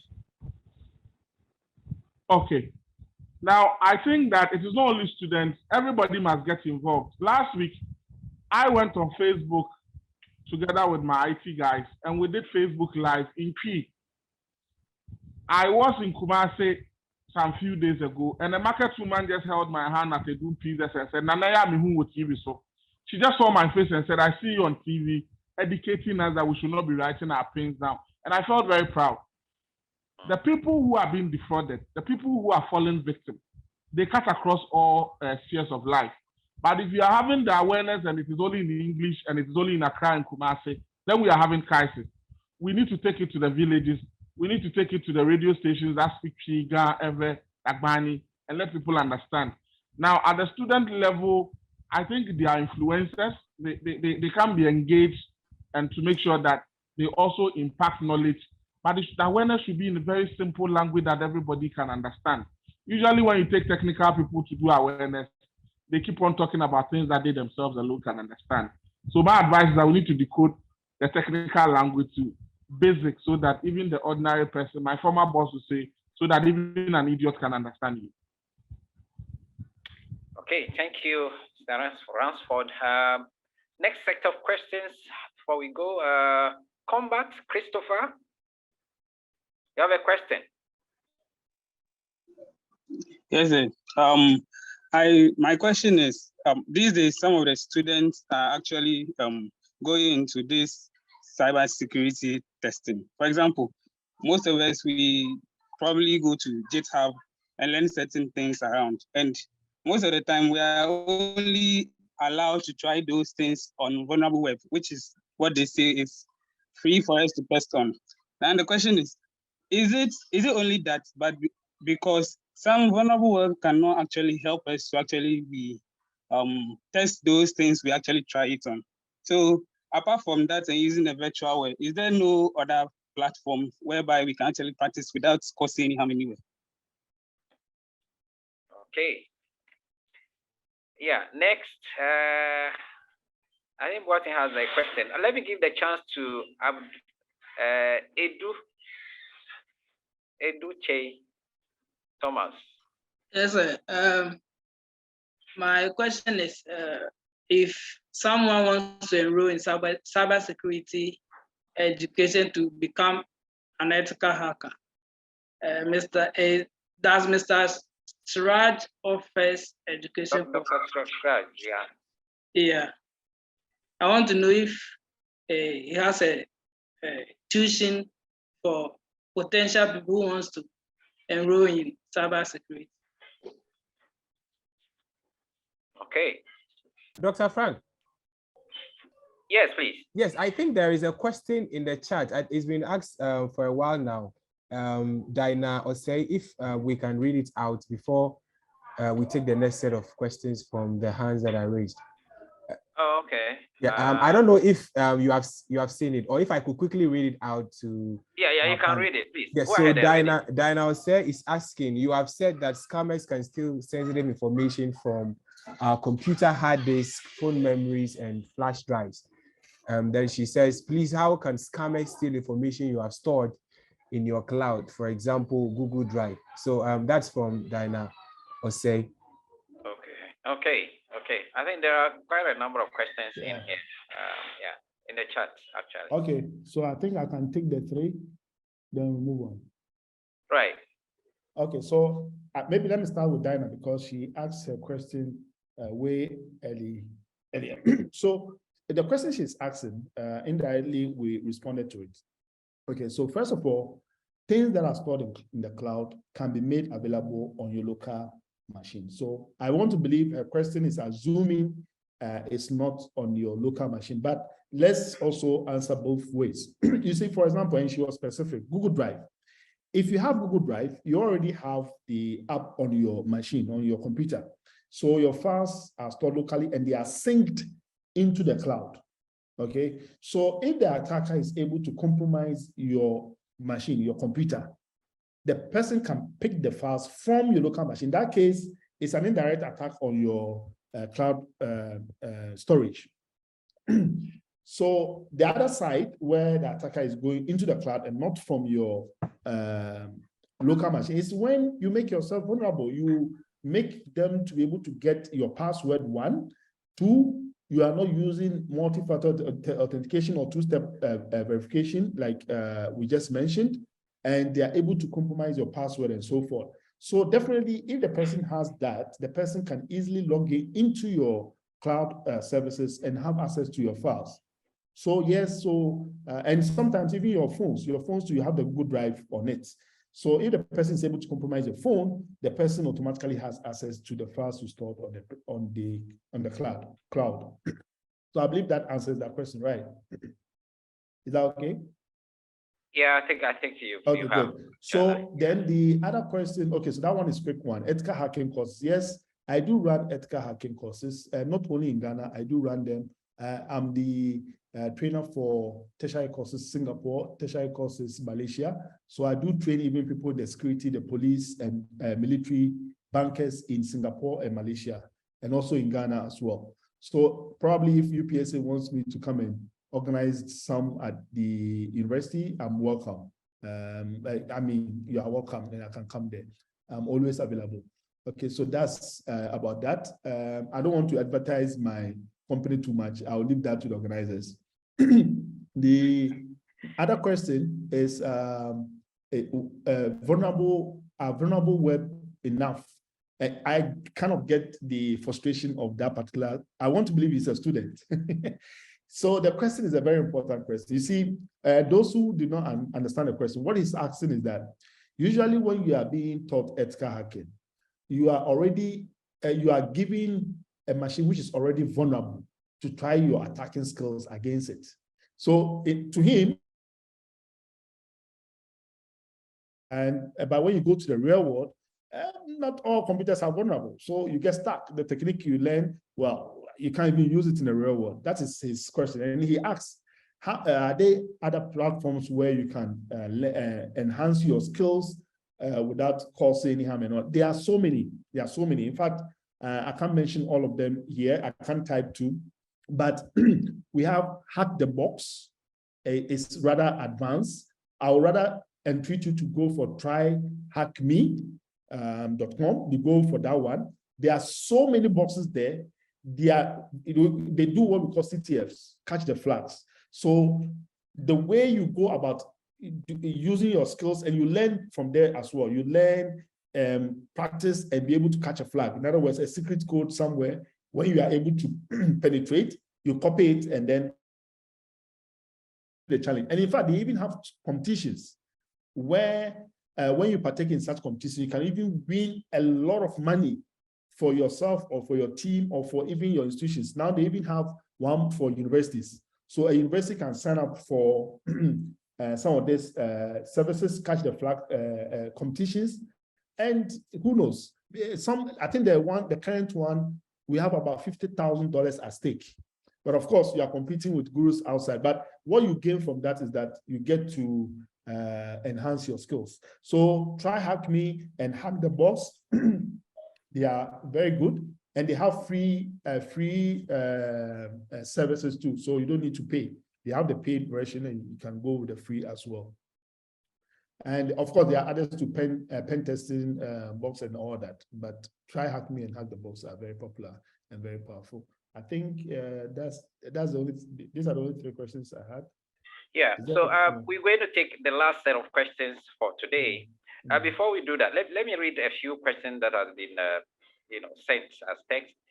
So please, how do we know we've been breached, and how are we to detect breaches? That's the question there. And please, can only phone numbers be sent to attack someone? And that's another question there. So please, let me take a few more. That is, Boatin, you are back with a question. Yes, please, sir.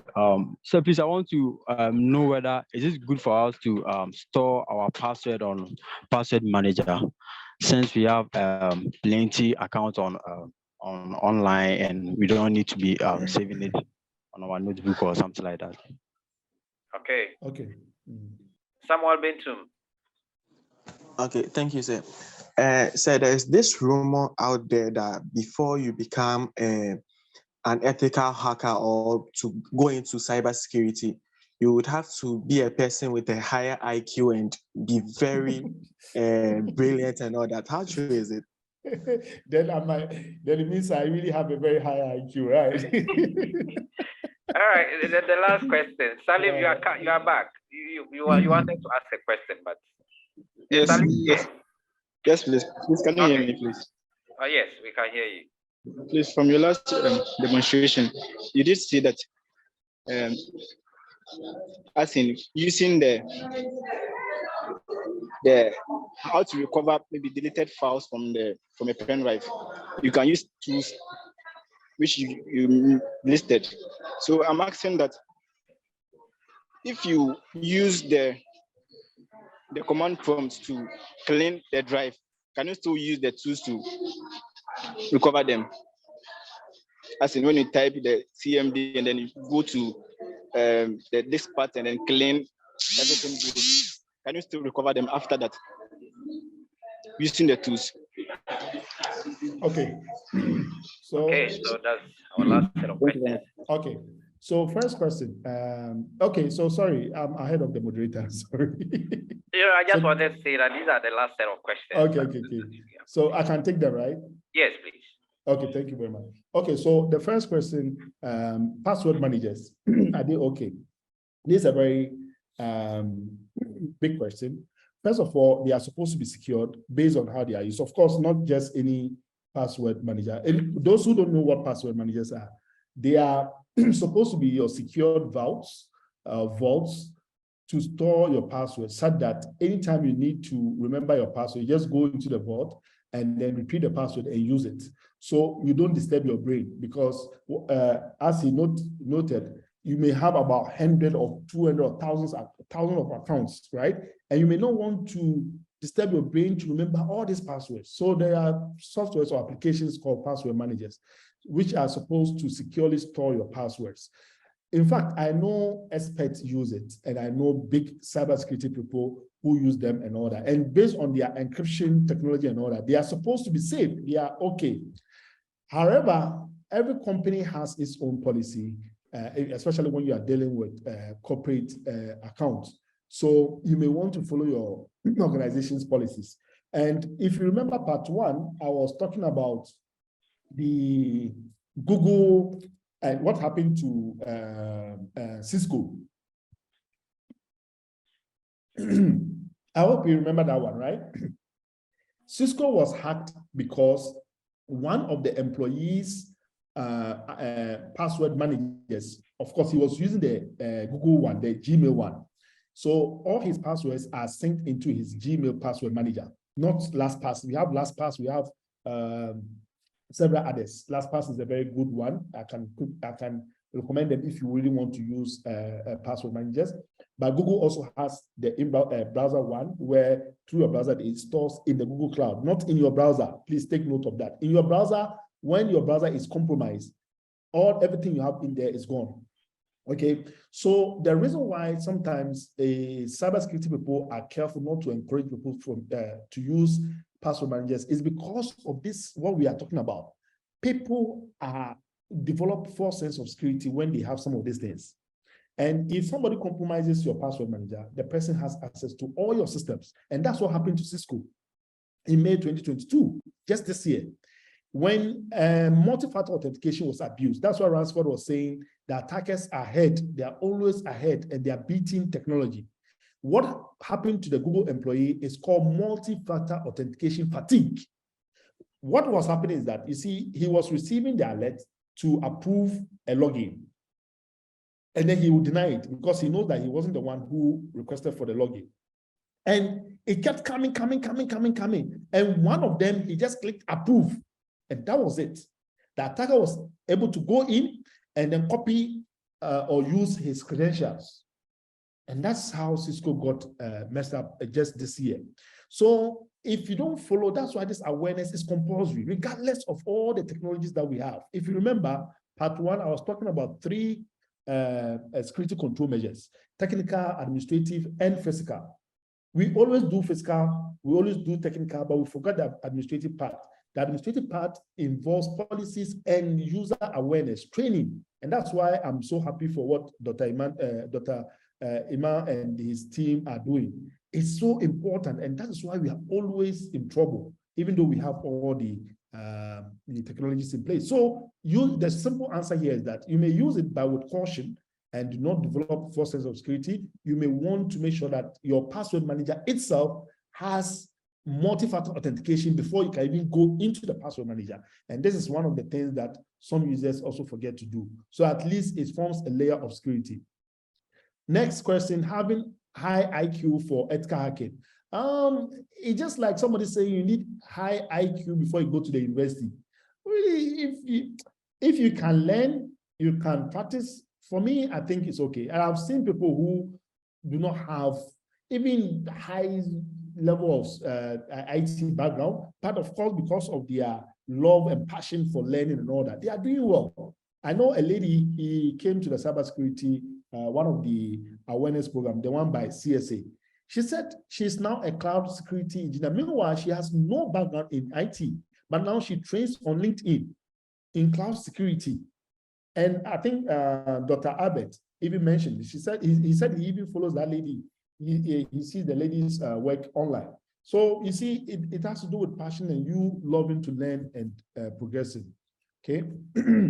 How do we know we are breached? This is a very big question because it will depend on the breach. For example, the Cisco one, they didn't even know immediately. It was after the attackers were trying to persist and utilize their backdoors and all that, that triggered some of the security systems and they were able to identify it.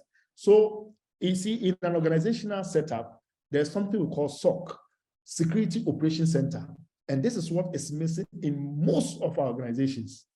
Most organizations in Ghana do not have a SOC. It's only the banking sector that, you know, they are serious with security. So BOG recommends and makes it mandatory for them to have a security operations center.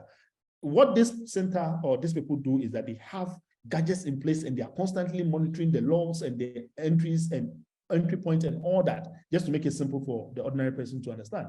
So when there's a breach or there's an attempt to breach the company or the institution, it's able to trigger some of these alerts and they will see it. But as an individual, the best thing you can use to help yourself is having your anti-malware in place to be able to defend it to some extent. But knowing whether you are breached or not may also depend on the breach, the level of breach may require another level of expert to be able to identify it and all that. But for the ordinary users, having a good anti-malware and practicing good cybersecurity hygiene will be okay.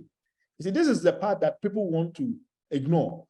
People are like, I don't need to come to this webinar. I'm just go online, I download, I click, you see? And that's the problem.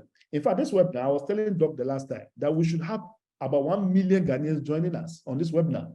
If people really want to have take cybersecurity serious, but everybody thinks it's so this one is for the school people. Then you are running away. So fine. Like Ransford also said, when we get the message, like the other question the other guy also asked, make sure you go and teach people in your homes, let them practice good cybersecurity hygiene and all that, and then we'll all be fine. Lastly, somebody asked about, if we use the command prompt to clear or erase our drive, can it be recovered? Yes, I mentioned that. It can. So it's just the formatting and all that, whether you use command line or not, and you are formatting, we can still recover it. But there is, it's good. I'm also a forensic investigator, so I know the other side. In forensics, okay, when we do recovery, it is good, and mostly always we get what we want. I remember when I gave a talk to about 300 people in the military, navy, prisons, and police in Kumasi. One of the military officers, a lady, asked me that sometimes they go for a drive and they can't recover the file and all that. It seems the bad guys have been able to delay the thing. So what do they have to do as forensic investigators? It's true. So I told them that in forensics, there's something called anti-forensic tools as well. So there is something also called military grade deletion. Okay, it's just a fancy term. There are tools that do proper, if you want to put it that way, proper deletion of drives, such that recovering the files on it may be difficult, but not impossible, may be difficult or near impossible. What those tools do is that they delete the files on the drive, write gibberish on the file on the drive, and then delete those gibberish again, and then delete them and write it back. So when the forensic investigator gets the drive and is trying to recover the files, what he gets is likely to be the gibberish data. So that's what we call military grade deletion. So if you are doing that kind of deletion, then fine. Then to some extent, it will protect your drive to some extent. So that's the kind of deletion you want to do. But if you do the command prompt or a disk partition or formatting, or even some will say, oh, I'm doing full formatting, not quick formatting, please. Those things do not clear your drive 100%. We can still recover your files. Unless, again, as I said, you have the right tools to do proper erasure. Some of the anti-malwares come with those kind of tools, like AVG, I know for sure, Kaspersky also. So when you have a drive and you want to really delete it proper before you discard it, you can use that. But if you really want to get rid of the files, it's best to really destroy the drive. Do not just delete and give it to somebody. So that's the caution, okay? There's also something called encryption. That is also good because you can encrypt your drive such that this is the kind of advice I give to the police and the military. You can have government and sensitive data on your pen drive and you're walking around with it. If it gets lost, stolen, or something, okay, you leak information. So you should have the drive encrypted before you have the files stored in there. So when somebody gets hold of the drive, the person will be dealing with an encrypted drive. In that case, you will not be able to get the files. I mean, the criminals or whoever has the drive. So this is the advice I can give. Thank you very much. All right. Thank you, Doc. Thank you so much. We appreciate your presentation, the questions you've answered, and all of that. But if we say we'll be taking more questions, we'll be going on and on and on. So we have to come to an end eventually. So you have to reserve your questions for probably enjoying Dr. Siraj in his training, so that you can ask more questions over there. So at this juncture, let me call on the chairperson for his closing remarks. Thank you so much. Chairperson, if he's not here, his representative can do us the honors to bring us the closing remarks. Thank you, Mr. Moderator. This has been quite a lively session, and it's quite amazing how people have taken to the interest of cyber-related matters. Surely this session has demystified online frauds, bringing to our level the modus operandi of the cyber fraudsters. The demonstrations have been very insightful, and I would like to really commend both Sir Ransford and Dr. Siraj. I think the compliment was fantastic. Ransford going on was basically presenting things in a kind of a theory matter or an awareness session, and then Dr. Siraj actually showing exactly what had been spoken about in a very practical manner. I think that really helped, and I think it brings a lot of understanding to today's session. I think that was very, very useful. And I think it's in future sessions, I think you should really continue to adopt some a similar thing, because I'm sure that all our listeners really benefited from listening to the theory and then see it practically happening. And also, I like the fact that Dr. Siraj actually went into the bit to say that, look, by copying bad code, even our developers who are supposed to be experts could also get it wrong and be defrauded. So I mean, I think it covers a lot of the aspects there. So in terms of, on behalf of the organizers and the chairman, Dr. Albert Ntibosiako, I express my gratitude to the resource persons for the inputs. It's obvious that we need to have more collaborations to improve and intensify awareness creation, and the doors of the CSA are open for such collaborations. As the resource persons have already indicated, we need to be more vigilant and do our due diligence to avoid becoming victims of online fraud, and as well consider the fact that in our shopping season, as Black Friday and Cyber Monday, we should be mindful of where we shop.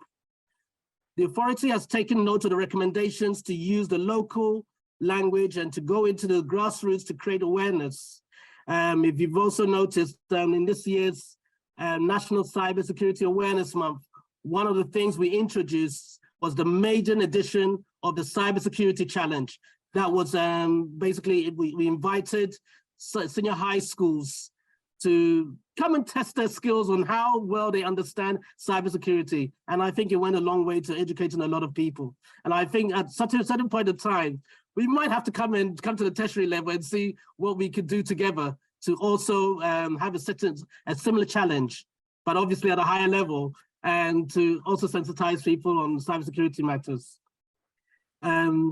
So I guess we'll say, we've listened to everything. We know there's there's a lot more room for improvements to make sure that, so because of the various digitalization initiatives that are being rolled out both by the government and by private sector, we are aware that we need to be, basically provide the protection and the awareness of users on the different devices that we use to ensure that we're not defrauded by these forever growing numbers of cybercrime armies. So thank you very much for today. I think it's been a really useful session, and I really look forward to working with you. This time, as my capacity as head of capacity building and awareness creation, I'm really looking forward to have a lot more collaborations with everyone that's on screen. Thank you very much, and I wish you Godspeed. Thank you, sir. Thank you for the closing remark. Thank you. At this juncture, let's call on our own HOD, Dr. Godfrey Akrofi, for his vote of thanks. Doc, please, the floor is yours. Dr. Akrofi, are you here? If you are here, thank you very much. Thank you very much. Wow. Can you hear me? Can I be heard? Yes, we can hear you, Doc. Yes, thank you very much, Dr. Banasika. We want to thank God for the opportunity to organize this webinar. I think it's very good. It's been insightful, very interesting and impacting, and we thank God for that. We also want to thank Dr. Albert Ntibosiako, Director General for Cybersecurity Authority of Ghana, and Mr. Alex Opong, who is also the head of capacity building and awareness. We want to thank them so much for taking time off to join us and to share this webinar for us. It's a good thing that they have done, and we appreciate so much. We also want to continue and thank Mr. Ranford Nana. They've done so much well, and they need an applause. In fact, if it's a face-to-face, we'd have stood up and then applaud them. They've done so much, and we thank them for the knowledge that they have shared and for the interesting presentations, the insightful presentations. Personally, I've learned so much, and I'm not the same. In fact, I'm not the same. Going forward, I don't think someone will be able to outwit me again. We want to also thank the Dean, Professor Emmanuel Asamoah, for his time, the Vice Dean, who is also the students, all those who joined us from outside the university, and everybody who took time to be online. In fact, we spent more than 2 hours online, but you all agree with me that because of the way the presentation has been so good, insightful, and interesting, you want to even continue, but we have to close. So thank you so much. Thank you, everybody. Thank you for coming. And next month, we will have another one, God willing. Thank you. Thank you, Doc. Thank you, HOD. Thank you for the closing remarks and how do you call it? Vote of thanks, please. Also soon, we have come to the end of the second part of technology trends and awareness. So we want to call on Mr. Azameti, Mr. Adams Azameti, to pray for us, to have the closing prayer for us, please. Adam Azameti, if you are here, please. Hello, thank you, Dr. Frank Banasaka. Please, let us all pray. Close our eyes and pray. Heavenly Father, we are grateful for your presence in our midst and how far you brought us. Right from the beginning, we invited your presence because without you, we can't do anything. We acknowledge how far you have brought us and all that we have received from the resource persons that you brought in our midst. Father, we pray that you increase them in knowledge. The efforts exhibited to share this knowledge, to advance in this knowledge in order to be able to overcome all these cyber threats in our nation. We are so grateful. And we pray that, Lord, you replenish that which they have lost, and that they'll continue to have the strength required to continue to spread the good news, just as Christ spread the good news, and today we are all on our feet doing wonders. Father, we ask that your presence will go ahead of each one of us to our respective places. Let your presence encapsulate each one of us and carry us on your wings to our various places of destination. I also pray that those people who were able to organize this particular HOD, the UPSA, or other persons who made this particular program a success, you continue to reward each one of them, and they'll continue to think in this rightful manner so that together we'll have a formidable nation to grow all together. This and what we pray through Christ Jesus our Lord. Amen. Amen. Amen. Mr. Amen. Amen. Amen. Amen. Yeah, thank you, everyone. But people have been asking how they can have access to the recording, and I think it will be posted on the university website, and so you can download it from there. That is the information. So if you need, I think it was very insightful. We've learned a lot, and it will do a lot of good if you can download it and listen to it again in order to implement some of the advice the experts have given.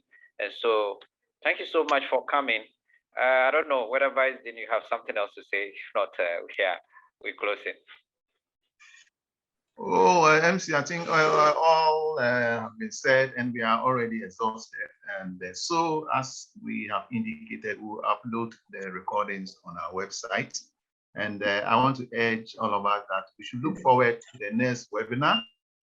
And is a monthly webinar series to bring technology to the doorsteps of the ordinary person. And that's the essence of this webinar series. So thank you all for your participation. Thank you very much. Right. Okay. Have a nice day, everyone. Thank you very much. Bye-bye. Okay, bye-bye for now. Bye-bye.